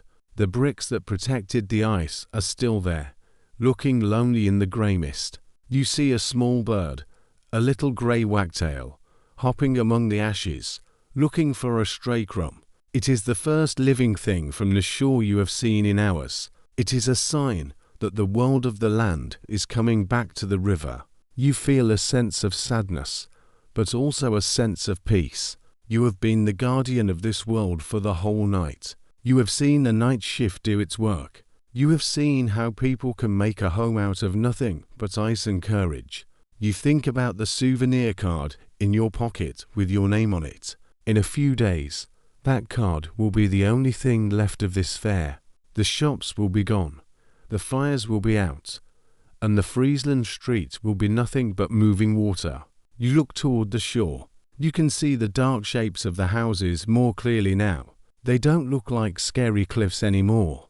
They look like homes where people are starting to wake up. You see a small light appear in a window, then another. The city is starting to stir. The night shift is almost over, and the day shift is about to begin. You see a group of sailors on a ship nearby. They are standing on the deck, looking down at the ice, waiting for the moment they can drop their oars into the water. Your wool-wrapped boots feel very heavy now. The straw inside has been crushed flat by all the miles you have walked. Your frieze coat is damp from the mist, and your thrummed cap feels like a weight on your head. You are tired in a way that goes deep into your bones, but it is a good tiredness. You have finished your journey. You have walked the length of the frozen Thames and seen its secrets. You reach into your pocket and pull out a small piece of wood you found earlier. It is just a scrap of the oak you shared with the shopkeepers. You hold it in your hand for a moment, feeling the rough grain. You decide to keep it. It will be your own little piece of the great frost, a reminder of the night the river turned to stone. You tuck it away safely, next to your printed card. The fog is lifting even more. You can see the arches of the bridge in the distance. They don't look like giant monsters anymore. They just look like old stone. You see the Thor stick you checked earlier. It is leaning a little to one side now, because the ice around it has become so soft. The red stripes are bright against the grey. The river is rising. The change is happening right now. Even as you stand there, you take one last look around the fair. You see the printers packing up their heavy iron letters. You see the gingerbread woman pulling the blanket door off her hut. You see the water carriers heading back to the city with their last loads of ice. The festival is ending. The hard river is giving way to the soft rain. You turn your face toward the shore and start walking, your spikes making a dull, quiet sound. You are the history watchman, and your last walk on the river is almost done. The morning is waiting for you on the stone stairs, and the story of the frost is ready to be tucked away into the books of the past. You move forward, a slow and steady shadow, leaving the melting world behind you. The grey light of the morning is finally here. It is not a bright, yellow sunrise, but a soft, pearly glow that fills the sky from one side of London to the other. The fog has turned into a thin, wet mist that clings to your eyelashes and makes the wool of your coat feel heavy. You are standing at the very edge of the ice, right where it meets the stone stairs of the city. You turn around to look back at the Thames one last time. The wide, white road you have walked all night is no longer still. This is your micro-history detail for the final hour, the ice break. It does not happen all at once. It starts with a sound like a heavy wooden door slamming shut deep underground. Boom. Then, you see the movement. A long, jagged line opens up in the middle of the river, right where the current is strongest. The water underneath is pushing up with a giant force. The ice, which felt so solid and strong just an hour ago, begins to tilt and sway. You see a small wooden hut that was left behind start to lean to one side as the floor beneath it snaps in two. You watch as the giant sheets of ice begin to move. They don't just melt away. They stay as big, hard chunks that grind against each other. This is a simple historical fact about the end of the frost. The moving ice was the most dangerous part of the whole winter. These blocks, some as thick as a table and as wide as a house, are called floes. As the tide pulls them toward the sea, they crash into everything in their way. You see a large block of ice hit a wooden post near the shore, and the thick timber snaps like a dry twig. The power of the moving river is immense. Take a moment of silence to watch the river come back to life. The sound is incredible. It is a loud, crunching roar that fills the air. It sounds like 1,000 glass windows being broken at the same time. You can feel the vibration through the stone stairs under your feet. The hard river is gone. In its place is a wild, moving sea of white and dark water. You see the Thor stick you watched earlier go spinning past, swept away by the current. The red stripes flash for a second before the wood is sucked under the moving ice. You feel a sense of relief to be on the solid ground of the city. The sub-zero winds have finally lost their fight. The air is warm enough now that you can see the frost melting off the stone walls of the houses. Small streams of water are running down the cobblestones, washing away the black coal soot from the night. The city is being cleaned by the thaw. You reach up and pull off your thrummed cap. Your hair is damp, and your forehead feels cool in the morning breeze. You look at the people around you. The night shift is over. You see the watchmen and the shopkeepers standing on the shore, their faces tired but peaceful. They are watching their winter kingdom vanish. One man is holding a small bundle of belongings he saved from his tent. He looks at the moving ice and gives a small, quiet nod. He has survived another great frost. He has lived through the night shift on the most famous river in the world. Your body feels incredibly heavy now that you are no longer moving to stay warm. The miles of walking on the ice have left your legs feeling like lead. You reach down and untie the leather straps of your ice spurs. You pull the iron spikes off your wool-wrapped boots and hold them in your hand. They are cold and wet, but they have been your best friends tonight. You tuck them into your bag, knowing you won't need them again for a long, long time. The sun is a pale circle behind the clouds, giving just enough light to see the first boats trying to move in the gaps between the ice floes. The sailors are using long poles to push the chunks of ice away from their wooden hulls. The sound of their shouting is the sound of the city going back to work. The hard river is a memory now. The Thames is a river once more. You take a deep breath of the damp, morning air. It smells of rain and wet earth and the sea. You feel a sense of pride. You have been the guardian of the past. You have watched the world sleep while you walk the frozen water. You carry the stories of the gingerbread woman, the printer, the dancers, and the horses in your heart. You have the printed card in your pocket to prove it. The night has been long and the air has been cold, but you are safe now. The world is waking up, and the warmth is returning to the streets of London. You can feel the weight of your heavy coat starting to lift from your mind. Your watch is over, and it is time for you to find your own rest. The fires in the city are being lit for the breakfast hour, and the smell of fresh bread is starting to drift through the alleys. You are home. You are warm. You are safe. The sounds of the grinding ice are getting further away as the tide pulls the winter out toward the ocean. The rhythmic clicking of your spikes is a thing of the past. You can let your eyes close now, knowing that the hard river has done its job, and the night shift is complete. The history you have seen is safe with you. You can drift off into a deep, peaceful sleep, wrapped in the memory of the silver frost on the golden candlelight. The sun is rising. The gates are opening. The watch is ended.